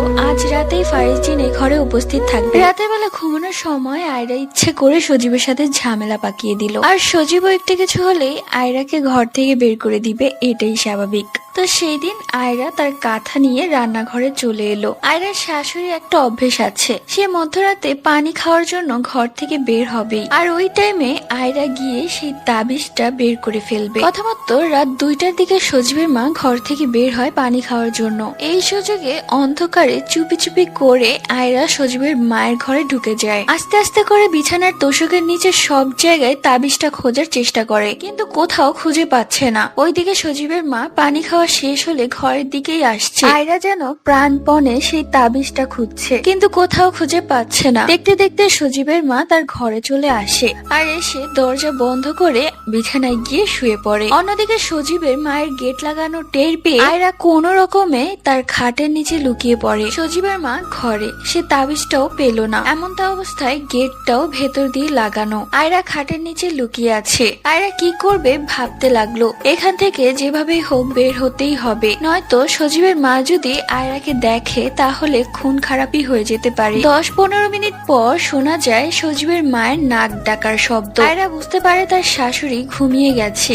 এখন যেভাবেই হোক সেই তাবিজটা বের করতেই হবে। আয়রা আস্তে আস্তে করে খাটের নিচ থেকে বের হয় এবং আস্তে আস্তে করে তোষকের নিচে হাত দেয়। মাথার কাছে তোষকের নিচে যখন পায় না, তখন আয়রা হাত বোলাতে বোলাতে সজীবের মায়ের পায়ের কাছে চলে আসে। তোষকের নিচের দিকে আসতেই আয়রার হাতে লাগে লোহা জাতীয় কিছু, যেটা ছিল ছোট। আয়রা বুঝতে পারে সে পেয়ে গেছে, যেটা সে চেয়েছিল সেটাই হয়ে গেছে। আয়রা সে তাবিজটা হাতে মুঠ করে আস্তে করে তোষকের নিচ থেকে হাতটা বের করে, দেখে সত্যি সত্যি সেই তাবিজটা। আয়রা যেন খুশিতে আত্মহারা। এখন থেকে আর তাকে অত্যাচার সহ্য করতে হবে না। সারফরাজ জিন তাকে সব সময় সাহায্য করবে আর এদের থেকেও মুক্তি দিবে। আয়রা আস্তে করে দরজা খোলার চেষ্টা করে, কিন্তু দরজার ছিটকিনি ছিল অনেক শক্ত। তবুও আয়রা তার সর্বোচ্চ শক্তি দিয়ে অনেক কষ্টে ছিটকিনি খুলে ফেলে এবং চুপ করে বের হয়ে যায়। ঘরের লাইট অফ করা, চোখে কিছুই দেখা যাচ্ছে না। তবুও আয়রা 1 পা 2 পা করে সামনে এগুচ্ছে। রান্নাঘরের কাছে এসে কোন রকমের চুলাটা জ্বালিয়ে নিল আয়রা। এরপর সেই তাবিজটা চুলায় দিয়ে দিল। তাবিজটা পুড়তে লাগলো। লাগলো। তাবিজটা পড়তে পড়তে একদম লাল ফুলকির মতো হয়ে গেল। সাথে সাথে আয়রার সামনে এসে হাজির হয় সারফরাজ জিন। সারফরাজ আয়রাকে বলে, হয়েছে, এটা বন্ধ করে দাও আর তাবিজটা কোথাও ফেলে দাও। আমি চলে এসেছি, এখন আমাকে কেউ আটকাতে পারবে না। আয়রা যেন মহা খুশি। সারফরাজ আয়রার দিকে তাকিয়ে আছে, আয়রাও সারফরাজের দিকে তাকিয়ে আছে। তারা দুজন দুজনকে কতটা ভালোবাসে চোখ দেখেই বোঝা যাচ্ছে। অবশ্য আয়রা এখন তার নিজের ভুল বুঝতে পেরেছে। সে এটা বুঝতে পেরেছে যে সে যাকে ভালোবাসে সে আর কেউ নয়, সে হচ্ছে সারফরাজ। সজীবের মতো একটা অমানুষের সাথে বিয়ে করে সে সবচেয়ে বড় ভুল করেছে। এখন শুধু সারফরাজকে নিয়েই সারাদিন ভাবতে চায় আয়রা, আর এখান থেকে বের হবে কিভাবে সেটাও ভাবছে সে। অন্যদিকে এই তাবিজ পোড়া গন্ধে সবার ঘুম ভেঙে গেছে। সজীবের মা যেন এক লাফে উঠে বসলেন। ঘরে আবার আগুন লেগে গেল নাকি? এত বাজে পোড়া গন্ধ কোত্থেকে আসছে? সজীব দৌড়ে ঘর থেকে বের হয়, সাথে সজীবের ভাবি এবং ভাইও। তারা দৌড়ে আসে রান্নাঘরে, এসে দেখে আয়রা তো ঘুমিয়ে আছে, চুলা বন্ধ, কোনো দিকেই আগুন নেই। তাহলে এই পুরা পুরা গন্ধটা কোত্থেকে আসছে? সজীবের মা আয়রাকে এক ধাক্কা দিয়ে বলে, এই হারামজাদি, তোর নাকে কি কোনো গন্ধ লাগছে না? তুই ঘুমিয়ে আছিস কি করে? আচমকা ঘুম ভাঙাতে আয়রা চোখ চুলকাতে চুলকাতে বলে, আম্মা, আপনারা সবাই এখানে কি করছেন? কি হয়েছে? আয়রার চোখে ঘুম। সবাই বুঝতে পারে যে এতক্ষণ আয়রা ঘুমিয়েই ছিল। সজীবের মা সবকিছু ভালো মতো দেখে বলল, হয়তো বাহিরে কোনো জায়গায় আগুন লেগেছে, শুধু শুধু ঘুমটা ভেঙে গেল। এরপর তারা যে যার রুমে চলে যায়। ঘরের লাইট অফ করা। মুহূর্তের মাঝে সারফরাজ জিন এসে হাজির। সারফরাজ ও আয়রা মুখোমুখি দুজনের দিকে তাকিয়ে শুয়ে আছে। দুজনের একজনও চোখ বন্ধ করছে না, অপরূপ দৃষ্টিতে তাকিয়ে আছে দুজনের দিকে। এরই মধ্যে সজীবের বড় ভাই আস্তে করে গেট খুলে তার নোংরা মন মানসিকতা নিয়ে আয়রার কাছে আসছে, কিন্তু আয়রার যেন সেই দিকে কোনো খেয়াল নেই। সে এক দৃষ্টিতে সারফরাজের দিকে তাকিয়ে আছে। সজীবের বড় ভাই এসে আয়রার পায়ের কাছে বসে আয়রার পায়ে আলতো করে তার নোংরা হাতের ছোঁয়া দিতে আয়রা স্তব্ধ হয়ে যায়। আয়রা চিৎকার করে উঠে, সঙ্গে সঙ্গে সারফরাজের হুঁশ ফিরে। সে রাগান্বিত চোখে সজীবের বড় ভাইয়ের দিকে তাকায়, কিন্তু সে জিনটা তো অদৃশ্য। সে জিনটাকে আয়রা ছাড়া আর কেউই দেখতে পারছে না। তাই তো সজীবের বড় ভাইও সেই জিনটাকে দেখতে পারছে না, কিন্তু নোংরা ভাবে আয়রার পায়ে হাত দিচ্ছে। অন্যদিকে সারফরাজ জিন যেন সজীবের বড় ভাইকে চোখ দিয়ে মেরে ফেলবে, চোখে আগুন জ্বলছে। সারফরাজ জিন তার হাত দিয়ে শক্ত করে সজীবের ভাইয়ের হাত ধরে, যে হাতটা আয়রার পায়ে ছোঁয়া দিচ্ছিল। এত জোরে চেপে ধরে যে সজীবের বড় ভাই চিৎকার করে উঠে। আয়রা প্রচন্ড অবাক হয়ে যায়। সাথে সাথে সবাই দৌড়ে আসে সজীবের বড় ভাইয়ের চিৎকার শুনে। সজীবের বড় ভাই তার এক হাত দিয়ে অন্য হাত চেপে ধরে চিৎকার করে বাচ্চাদের মতো কাঁদছে আর জোরে জোরে লাফাচ্ছে। এই দৃশ্য দেখে সজীবের মা সজীবের বড় ভাইকে বলে, কি হয়েছে বাবা, তুই এভাবে লাফাচ্ছিস কেন আর চিৎকার করে কান্না করছিস কেন? কি হয়েছে তোর হাতে? তখন দেখা যায় সজীবের ভাইয়ের যে হাতটি সারফরাজ জিন চেপে ধরেছিল সে জায়গাটি পুড়ে গলে সেখান দিয়ে রক্ত বের হচ্ছে। সজীবের ভাইয়ের হাতের অবস্থা দেখে রীতিমতো সবাই ভয় পেয়ে যায়। সবাই আয়রার দিকে তাকিয়ে থাকে, কিন্তু এতে আয়রার কি দোষ? সজীবের মা জোরে জোরে চিৎকার করে বলে, এই হারামজাদি রাক্ষসী, আমার ছেলেটার এই অবস্থা কি করে হলো? আমি এখন সব বুঝতে পারছি। আমার ছেলের হাত পুড়িয়ে দিয়েছিস তুই। কিছুক্ষণ আগেও পোড়া পোড়া গন্ধ বের হচ্ছিল, ঠিক তখনই তুই একটা কিছু পুড়িয়ে রেখেছিস। যেই আমার ছেলে তোর কাছে এসেছে অমনি তুই হাতে লাগিয়ে দিয়েছিস, তাই না? আমার ছেলের যদি কিছু হয় তাহলে আমি তোকে ছাড়বো না। সজীবের ভাইয়ের এই অবস্থা দেখে এবং সজীবের মায়ের মুখে এই কথা শুনে সজীবের মাথা গরম হয়ে যায়। সজীব দৌড়ে আসে আয়রার কাছে এবং কাছে এসে চুলির মুঠে ধরে বলে, হারামজাদি, তুই আমার ভাইয়ের হাত পুড়িয়ে দিয়েছিস। দেখ, আজকে আমি তোর এমন অবস্থা করবো সারা জীবন মনে রাখবি। এই বলে দৌড়ে রান্নাঘরের ভেতরে ঢুকে কেরোসিনের বোতলটা নিয়ে আসে এবং বোতলের ঢাকনা খুলে পুরো বোতলের কেরোসিন আয়রার মাথায় ঢেলে দেয়। কেরোসিন তেল দিয়ে পুরো শরীরটা ভিজে যায় আয়রা। আয়রা কাঁদছে আর বলছে, বিশ্বাস করো আমি কিছু করিনি। কিন্তু কেউ তার কথা শুনতে রাজি নয়। সজীব একটা ম্যাচের বাক্স থেকে কাঠি বের করে ম্যাচটা জ্বালাতেই হপ করে সজীবের হাত কেউ ধরে ফেলে, কিন্তু সে অদৃশ্য। এত শক্ত করে ধরেছে এবং হাতটা এত গরম আগুনের মতো, মনে হচ্ছে সজীবের হাতটা পুড়ে ছাই হয়ে যাবে। সজীব জোরে জোরে বাঁচাও বাঁচাও বলে চিৎকার করতে থাকে। সবাই তাকিয়ে দেখে একটা অদৃশ্য বাতাসে সেই কাঠের আগুন নিভিয়ে দেয়, যেটা দেখে সবাই রীতিমতো অবাক হয়ে যায়। আয়রা এক কোণে দাঁড়িয়ে ভীতু পাখির মতো সবকিছু তাকিয়ে দেখছে আর খুব ভয় পাচ্ছে। সজীব চিৎকার করে কাঁদতে থাকে এবং তার বড় ভাইয়ের মতো লাফাতে থাকে। সজীবের মা গিয়ে দেখে যে হাত দিয়ে সে ম্যাচের কাঠি জ্বালিয়েছিল সেই হাতটি পুড়ে গলে রক্ত পড়ছে, ঠিক সজীবের বড় ভাইয়ের মতো। সজীবের মা জোরে জোরে কাঁদতে থাকে আর চিৎকার করে বলতে থাকে, কে আছো, বাঁচাও আমাদের, আমাদের ঘরে ভূত চলে এসেছে। আয়রা বুঝতে পারে যে সবকিছুই করছে সরফরাজ জি। আয়রা কিছুটা সাহস পায়, কেননা এতদিন তার সাথে যত অত্যাচার হয়েছে সে সব নীরবে সহ্য করেছে আর সরফরাজ জিনকে অনেক মিস করেছে। আজকে সেই সময়টা চলে এসেছে। আজকে আয়রা একা নয়, তার সাথে সরফরাজ জিন আছে। এখন আর আয়রাকে সহ্য করতে হবে না তাদের অত্যাচার। সজীবের মায়ের তখন মনে পড়ে যায় সেই তাবিজের কথা। দৌড়ে যায় তার ঘরে, খাটের তোষক সবকিছু ওলট পালট করে খুঁজতে থাকে সেই তাবিজটা, কিন্তু কোথাও সেই তাবিজ নেই। সরফরাজ জিন আয়রার দিকে তাকিয়ে মুচকি হেসে দিয়ে বলে, এইবার এই বুড়িটাকে শায়েস্তা করব। আয়রার খুব আনন্দ এবং হাসি পাচ্ছে ওদেরকে এভাবে কাঁদতে দেখে, কেননা এতদিন শুধু আয়রা কেঁদেছিল আর ওরা এভাবে মজা নিয়েছে। তাই এবার আয়রার সময় এসেছে হাসার আর ওদের কাঁদার। এক পর্যায়ে আয়রা তো চিৎকার করে হাসতে শুরু করে। আয়রার হাসির শব্দ শুনে সবাই আয়রার দিকে তাকায়। আয়রা হাসতে হাসতে বলতে থাকে, এতদিন আমি কেঁদেছি, এবার তোমরা কাঁদবে।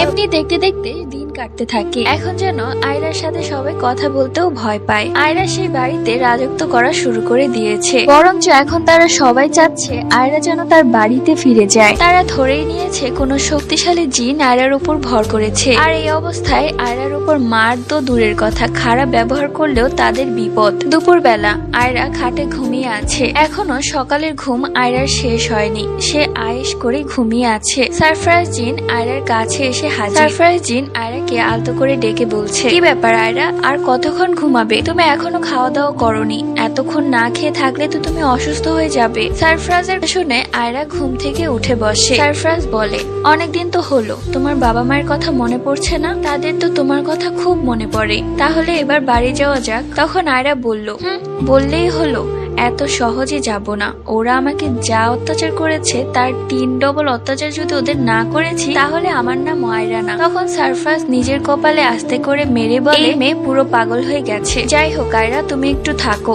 আমি আমার জিন রাজ্য থেকে ঘুরে আসি। আমার মা আমাকে একটি কাজ দিয়েছিল, সেই কাজটা আমি শেষ করে আসি, নয়তো মা আমাকে বকা দিবে। আয়রা বলল, ঠিক আছে যাও। একটু পরেই আয়রার বেডরুমের গেটে টোকা। আয়রা চিৎকার করে বলে, ভেতরে আয়। কে এসেছে, কে এসেছে? সজীবের বড় ভাই বউ এসেছে, তার হাতে গরম চা, মুখে কি সুন্দর হাসি, এ যেন মধুর হাসি নয়, ভয়ের হাসি। কাপ পিরিচ গুলো কাঁপছে। তখন আয়রা সেই কাপাকাপির শব্দ শুনে বলে, আরে হারামজাদি, তুই কেন যে আমাকে ভয় পাস আমি সেটাই বুঝতে পারি না। নে চাটা রাখ, এসে আমার পাটা টিপে দে, কতক্ষণ যাবত আমার পাটা ব্যথা করছে। এরপর সজীবের ভাবি চায়ের কাপটা রেখে এরপর আয়রার পায়ের কাছে এসে বসে পা টিপতে লাগলো। হাত পুরো ঠান্ডা বরফে জমে গেছে আর থরথর করে কাঁপছে। আয়রা বলে উঠল, আরে হারামজাদি, এটা তোর হাত নাকি বরফ? এত ঠান্ডা কেন? এরপর চায়ের কাপে চুমুক দিয়ে ওয়াক থু বলে ফেলে দিয়ে বলল, আরে হারামজাদি, তুই কি চাও বানাতে পারিস না? নাকি তোর বাপের বাড়ির কেউ তোকে শেখায়নি কিভাবে চা বানাতে হয়? যা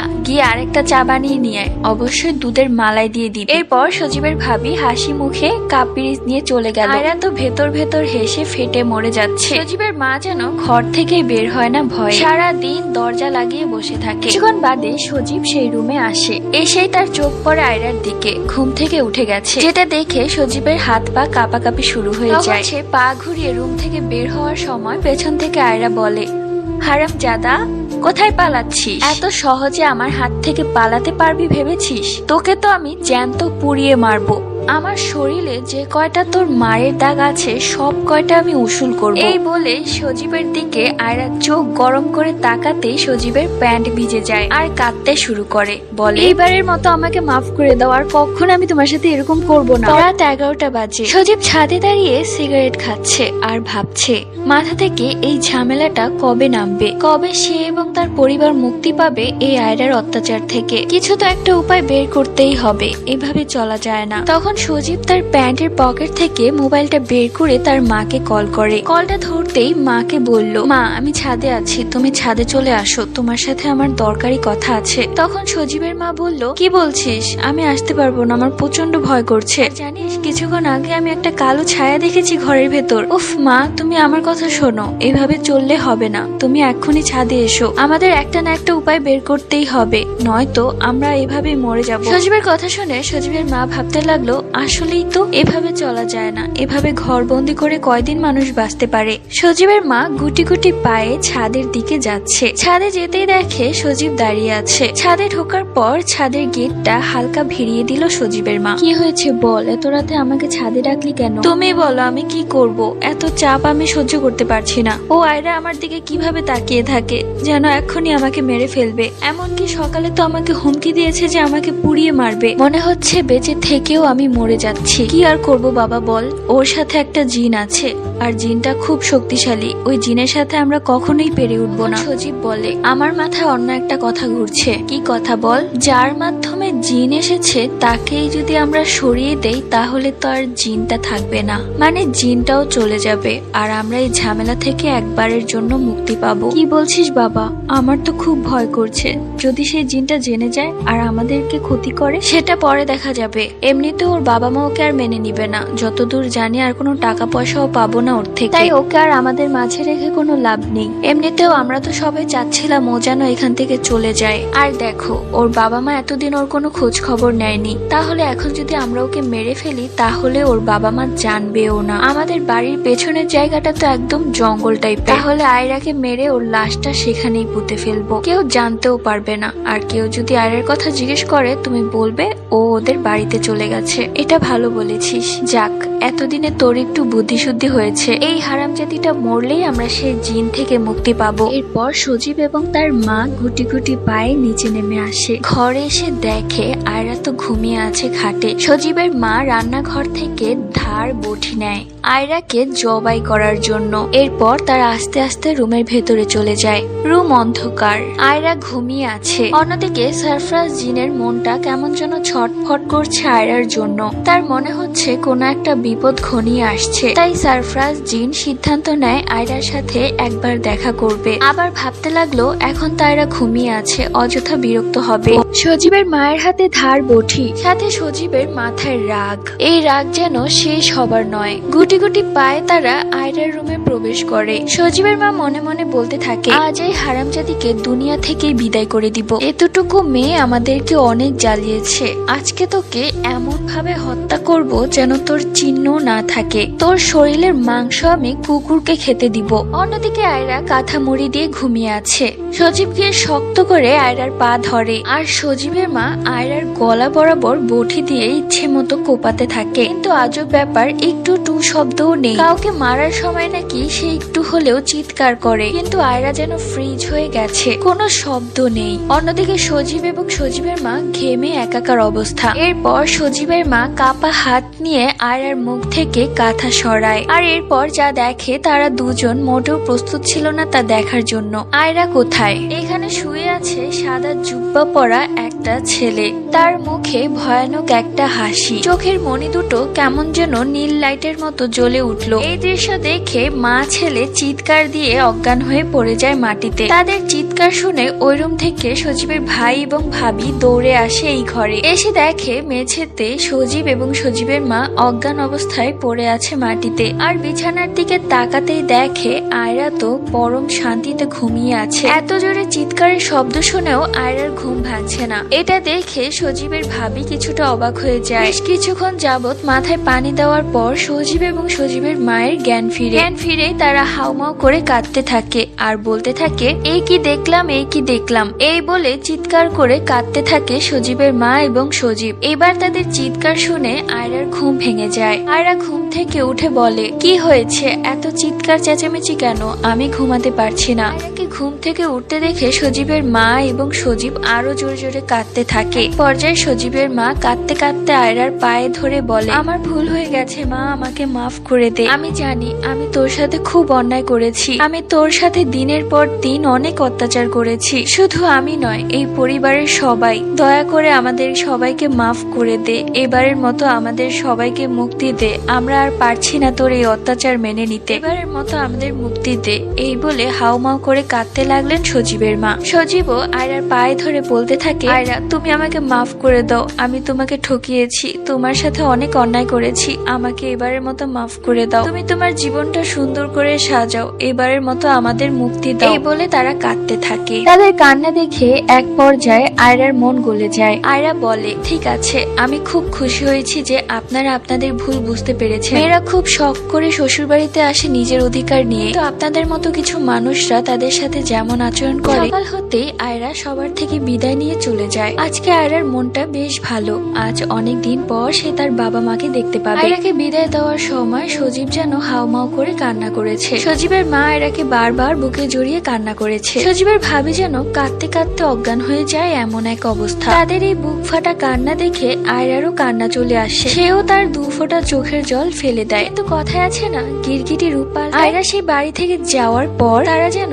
ঈদের খুশি পালন করছে। সজীবের মা পাড়া প্রতিবেশীকে জানিয়ে দিল যে আজ দুপুরে সবার দাওয়াত আমার বাড়িতে। সবাই জানতে চাইলো কি এমন হলো, তুমি তো খুব কিপটে, তাহলে আজকে কি মনে করে সবাইকে দাওয়াত দিচ্ছ? তখন সজীবের মা হেসে বলল, অনেকদিন পর এক অলক্ষী আমাদের বাড়ি থেকে বিদায় হয়েছে, তাই আমরা খুব খুশি। অন্যদিকে আয়রা তার বাবার বাড়ির কাছে এসে কলিং বেল চাপ দিতে একজন মহিলা এসে দরজা খোলেন। আয়রা তার মনের রুহ থেকে বলে উঠে, মা। সাথে সাথে আয়রার মা আয়রাকে জড়িয়ে ধরে কাঁদতে থাকে। মা, তুই কোথায় ছিলি এতদিন? তোর কি একটা বারও আমাদের কথা মনে পড়েনি? এই বৃদ্ধা মা বাবাকে ছেড়ে একা কি করে থেকেছিলি? পেছন থেকে আয়রার বাবা বলে উঠে, কে এসেছে আয়রার মা? তখন আয়রার বাবা গেটের কাছে এসে দেখে আয়রা দাঁড়িয়ে আছে। আয়রাকে দেখে তার বাবার সব রাগ যেন পানি হয়ে গেছে। এতদিন পর তার কলিজার টুকরা একমাত্র মেয়েকে দেখে যেন তার প্রাণটা জুড়িয়ে গেল। সে যেন আগের সবকিছুই ভুলে গেল। আয়রাকে বুকে জড়িয়ে নিয়ে কাঁদতে লাগলো। তুই কোথায় চলে গিয়েছিলি মা? আমি তোকে কত খুঁজেছি, আমার মান সম্মান সব চলে গেছে। যাক, কিন্তু তুই তো ফিরে এসেছিস, আমার কাছে আর কিছুই চাওয়া নেই। এখন থেকে আমি তোকে কোথাও যেতে দিব না। আয়রাও তাদেরকে জড়িয়ে ধরে বেশ কিছুক্ষণ কান্না করে। তোমরা হয়তো অনেকেই ভাবছো এখন হয়তো গল্পটা শেষ হয়ে যাবে, কিন্তু না, গল্পের মেন টুইস্ট এখনো বাকি আছে। রাতের বেলা খাওয়া দাওয়া শেষে আয়রা তার বারান্দার দোলনায় বসেছিল। মনে মনে খুব করে সারফরাজ জিনকে ডাকতে লাগলো, কিন্তু আজ কেন যেন সারফরাজ জিন আসছে না। সে গত 2 দিন যাবৎ সারফরাজকে দেখেনি, তার মনটা ছটপট করছে। এমনি দেখতে দেখতে 1 দিন 2 দিন 7 দিন কেটে যায়, কিন্তু সারফরাজ জিন আর আসে না। আয়রা সারফরাজের চিন্তায় খাওয়া দাওয়া সবকিছুই বন্ধ করে দিয়েছে। দিক থেকে সজীব আয়রাকে ডিভোর্স লেটার পাঠিয়ে দিয়েছে। আয়রা মনে মনে ভাবতে লাগলো, যাক ভালোই হয়েছে, এমনিতেও আমি আর ওই বাড়িতে যেতাম না। অন্যদিকে আয়রার এই অবস্থা দেখে আয়রার মা এবং বাবা বলতে থাকে, ওই বাড়ি থেকে আসার পর থেকেই দেখছি মেয়েটা কেমন যেন অন্যমনস্ক হয়ে গেছে, আমাকেও কিছু বলেনি। আমার মনে হচ্ছে ওরা আমার মেয়ের সাথে খুব খারাপ করেছে। এক কাজ করলে কি হয় আয়রার বাবা, আমরা যদি আয়রাকে অন্য কোনো ভালো ছেলের সাথে বিয়ে দিয়ে দেই তাহলে আমাদের মেয়েটা খুব সুখী হবে। বয়স হয়ে যাচ্ছে আমাদের, আজ আছি কাল মারা যাব, কিন্তু মেয়েটার ভবিষ্যৎ করে দিতে হবে। তো মেয়েটাকে আমি আর এভাবে দেখতে পারছি না। আয়রার বাবা আপনি কিছু করেন। অন্যদিকে আয়রা তো সারফরাজের জন্য পাগল হয়ে গেছে। দেখতে দেখতে আরো 1 মাস কেটে যায়। সারফরাজ জিনের কোনো খবর নেই। খাওয়া দাওয়া ঘুম সব ছেড়ে দিয়েছে আয়রা, শুধু নীরবে কান্না করে আর মনে মনে খুব করে চায় সারফরাজকে একটিবার দেখার জন্য। ঘড়িতে বাজে রাত 12:10। ঘরের লাইট অফ করে দিয়ে আয়রা মেঝেতে বসে কাঁদছে। মুহূর্তের মাঝে ঘরটায় খুব সুন্দর একটা ঘ্রাণ চলে আসে। আয়রার কাছে এই ঘ্রাণটা খুব আগে থেকেই পরিচিত। এটা সারফরাজ জিনের শরীরে মিষ্টি গন্ধ। আয়রা এই গন্ধটা এতদিন খুব মিস করেছে। মুহূর্তের মাঝে আয়রা তাকিয়ে দেখে তার হাতের সাদা সুতোটি লাল হয়ে গেছে। আয়রা বুঝতে পারে অপেক্ষার প্রহর শেষ করে তার সারফরাজ জিন চলে এসেছে। মুহূর্তেই চোখের সামনে সারফরাজ জিন হাজির। সারফরাজকে দেখে আয়রা হাউমাউ করে কাঁদতে থাকে আর বলতে থাকে, আপনি এতদিন পর কেন এসেছেন? দেখতে এসেছেন কি আপনার অপেক্ষা করতে করতে আমি মরে গিয়েছি কিনা? সারফরাজ কিছুই বলে না, এক ধ্যানে তাকিয়ে আছে আয়রার দিকে। তার মুখে এক মিষ্টি হাসি। আয়রা কিছুটা অভিমান করে বলে, আচ্ছা ভালোবাসা কি এতটাই কষ্টের হয়? আপনার ভালোবাসা আমি তিলে তিলে শেষ হয়ে যাচ্ছি। এখন শুধু মরণের প্রহর গুনছি। কবে মুক্তি পাবো এই জীবন থেকে? আর বাঁচতে ইচ্ছে করে না আমার। যাকে নিয়ে বাঁচার স্বপ্ন দেখেছি সেই এখন আমার কাছে আসে না। এই বলতে বলতে হিচকি দিয়ে কাঁদতে শুরু করে দিল আয়রা। অবশেষে চুপ থাকতে না পেরে সারফরাজ জিন বলতে শুরু করলো, মনে আছে তোমার? আজ থেকে বহুদিন আগে ঠিক আমিও তোমার জন্য এভাবেই কেঁদেছিলাম। তুমি ফিরেও তাকাওনি। আমার ভালোবাসাটাকে এত বড় অপমান করে সজীবের সাথে চলে গিয়েছিল। আমরা জিন জাতি, এমন কিছু নেই যেটা আমরা পারি না। আমি কি তখন চাইলে পারতাম না তোমাকে আটকাতে কিংবা সজীবকে মেরে ফেলতে? কিচ্ছু করিনি। একজন জিন জাতি হয়ে মানুষ জাতি থেকে প্রেমের প্রত্যাখ্যান পাওয়াটা কতটা কষ্ট এবং অপমানজনক সেটা তুমি বুঝবে না। তুমি তখন তোমার সুখ খুঁজে চলে গিয়েছিলে, একটি বারও আমার কথা ভাবনি। অথচ ছোট থেকে আমি তোমাকে আগলে রেখেছি সব বিপদ আপদ থেকে, কখনোই তোমাকে বিপদে ঠেলে দেয়নি। এমনকি সেই রাতে সজীব এবং সজীবের মা তোমাকে মারতে এসেছিল। ভাগ্য ভালো ছিল যে আমার এক বন্ধু জিনকে তোমার কাছে পাঠিয়েছিল এইটা দেখতে যে তুমি ঠিক আছো কিনা, কেননা আমার মনটা খুবই ডাকছিল। কিন্তু ও এসে যখন আমাকে বলল সজীবের মা এবং সজীব তোমাকে মারার পরিকল্পনা করছে, তখন আমি গিয়ে তোমাকে বাঁচাই, নয়তো আজকে তুমি এই দুনিয়ার আলো দেখতে পেতে না। এই সমস্ত কথা শুনে আয়রা প্রচন্ড অবাক হয়ে যায়। সারফরাজ আরো বলে, আমি সেই দিনই প্রতিজ্ঞা করেছিলাম যেই দিন তুমি বুঝবে আসল ভালোবাসার মূল্য কতটুকু, সেই দিন আমি তোমার কাছে আসবো। আজ আমি তোমার কাছে এসেছি, কেননা আজ তুমি আমার ভালোবাসার মর্ম বুঝেছো। আয়রার হিচকি বন্ধ হয়ে গেছে, সব অভিমান চলে গেছে, শুধু নীরবে কাঁদছে, কোনো শব্দ নেই, চোখ দিয়ে টপ টপ পানি পড়েই যাচ্ছে। আর এক দৃষ্টিতে সারফরাজের মুখের দিকে তাকিয়ে আছে। সারফরাজ আয়রার দিকে একবার তাকিয়ে আবারও চোখ সরিয়ে নিয়ে বলল, আমার অপেক্ষা আর করো না। সারফরাজ জিনের কথা শুনে আয়রার পায়ের নিচ থেকে মাটি সরে গেল। এ কি বলছে সারফরাজ জিন, যাকে সে মন প্রাণ দিয়ে এতটা ভালোবেসেছে, আজ সে কি বলছে এইসব? আয়রা মনে মনে ঠিক করে ফেললো সারফরাজ জিন চলে যাওয়ার পরই সে গলায় ফাঁস দিবে। সে আর বাঁচতে চায় না, আর বেঁচে থেকেই বা কি হবে যেখানে তার সারফরাজ নেই। এমনিতেও আয়রা জীবিত থাকা অবস্থায় সারফরাজ জিনের জন্য অপেক্ষা করতে করতে মরে গিয়েছিল। নতুন করে বাঁচার সিদ্ধান্ত নিয়েছিল তার সারফরাজের সঙ্গে। তো আজ তার সারফরাজ অনেক দূরে চলে গিয়েছে আয়রা থেকে। তার সারফরাজের মনে আয়রার প্রতি কোনো ভালোবাসা নেই। এতদিন যা দেখিয়েছিল সবটাই ছিল মিথ্যে। সারফরাজ আয়রার মনের কথাগুলো জানতে পেরে আয়রাকে বলল, খবরদার ভুলেও আত্মহত্যা করবে না, কেননা তোমরা হয়তো জানো আত্মহত্যাকারীকে আল্লাহ কখনোই পছন্দ করে না, তার ঠিকানা হবে জাহান্নামে। তাই তুমি যদি এই পথ বেছে নাও তাহলে তোমার পরকালের স্থান হবে কষ্টদায়ক। এই বলে সারফরাজ সেখান থেকে গায়েব হয়ে যায়। আয়রা স্তব্ধ হয়ে গেছে, কোনো কথা বলতে পারছে না। সে এত বড় শখ খেয়েছে যে সে নিজেকে বোঝানোর মতো বা সান্ত্বনা দেওয়ার মতো কোনো ভাষা খুঁজে পাচ্ছে না। শুধু চোখ দিয়ে অঝরে পানি ঝরছে, এক ফোঁটা দু ফোঁটা করে। প্রায় 1.5-2 ঘন্টা পর আয়রা উঠে বসে, হাত দিয়ে চোখের জল মুছে ফেলে এবং 1-2 পা করে ছাদের দিকে যাচ্ছে। চুলগুলো খোলা, ছাদের সিঁড়িতে আসতে চুলগুলো বাতাসে পেছনে উড়ে গেল। তার চোখের দৃষ্টি অন্যমনস্ক। হাঁটতে হাঁটতে ছাদের রেলিং এর পাশে এসে দাঁড়ায়, পর আবারও চোখ থেকে 2 ফোঁটা পানি পড়ে যায়। তার চোখের দৃষ্টি এখনো অন্যমনস্ক, সে যেন পাথর হয়ে গেছে। মুহূর্তেই আয়রার সামনে ভেসে এলো আয়রার মা বাবার মুখ। তারা কাঁদো কাঁদো কণ্ঠে বলছে, আয়রা মা, এটা করিস না, একবার আমার কথা ভাব, একবার তোর বাবার কথা ভাব। এতদিন পর তোকে পেয়েছি, আমরা মরেই যাব, তুই যদি এই কাজটা করিস না মা। এরপর তারা গায়েব হয়ে যায়। এরপর আয়রা ছাদের রেলিং এর উপর দাঁড়িয়ে যায়। তাদের বাড়িটা মূলত 8টা। আয়রা চোখ বন্ধ করে একবার তার রুহ থেকে বলে ওঠে, সারফরাজ আপনি ভালো থাকবেন, আমি একবারের জন্য আপনার জীবন থেকে চলে যাচ্ছি, আর কখনো আপনার জীবনে আসবো না, আর আমার এই মুখটিও আপনাকে আর কোনো দিনও দেখতে হবে না। কিন্তু আমি সত্যি আপনার মায়া পড়ে গিয়েছি আর ভীষণ ভালোবেসে ফেলেছি। এত ভালোবাসা হয়তো আমার জীবনে কখনোই আসেনি। আমার ভালোবাসাটা মিথ্যে ছিল না। 1 বছর আগে আমার জীবনে নেওয়া ভুল সিদ্ধান্তের কারণে আপনি আমাকে এত বড় একটা শাস্তি দিয়েছেন, আমার জীবন থেকে চলে গিয়েছেন, কিন্তু আমি আপনাকে সত্যি ভালোবেসে ফেলেছি। ফেলেছি, আমার ভুলটা সত্যি বুঝতে পেরেছি, কিন্তু আমি জানি অনেক দেরি হয়ে গেছে। এখন হয়তো আমার চোখের পানিটাও আপনার কাছে মিথ্যে মনে হবে। এটা বলতেই তার চোখ থেকে আরো 2 ফোঁটা পানি পড়ে গেল। আজ থেকে হয়তো আয়রা নামটা আপনার জীবন থেকে একবারের জন্যই মুছে যাবে, আর আমিও এটাই চাই। বলে পা বাড়িয়ে পড়ে যেতে আয়রা তার হাতে অনুভব করে গরম স্পর্শ। আয়রা অনুভব করে কেউ তার হাত ধরে রেখেছে। গরম একটা স্পর্শ টের পাচ্ছে আয়রা। মুহূর্তের মাঝে কেউ একজন আয়রাকে টান দিয়ে সরিয়ে তার বুকের ভেতর লুকিয়ে রাখলো। আর এটা কে হতে পারে তোমরা হয়তো সবাই জানো, এটা হচ্ছে সারফরাজ জিন। আয়রা এক চোখ দিয়ে মিটিমিটি করে তাকিয়ে দেখার চেষ্টা করছে সে মারা গিয়েছে কিনা। এরপর সে দেখলো সে একজনের বুকের ভেতর লুকিয়ে আছে। আয়রা দেখে এটা সারফরাজ জিন। আয়রার আর কিছু বলার থাকে না, সে আবারও হাউমাউ করে কাঁদতে শুরু করে। এই প্রথমবার সে সারফরাজ জিনকে জড়িয়ে ধরেছে। এটা এক অন্যরকম ভালোবাসা। এই ভালোবাসা কাউকে বোঝানোর মতো নয়। হাসছে আবার কাঁদছে, খুশিতে যেন মেয়েটা পাগল হয়ে গেছে।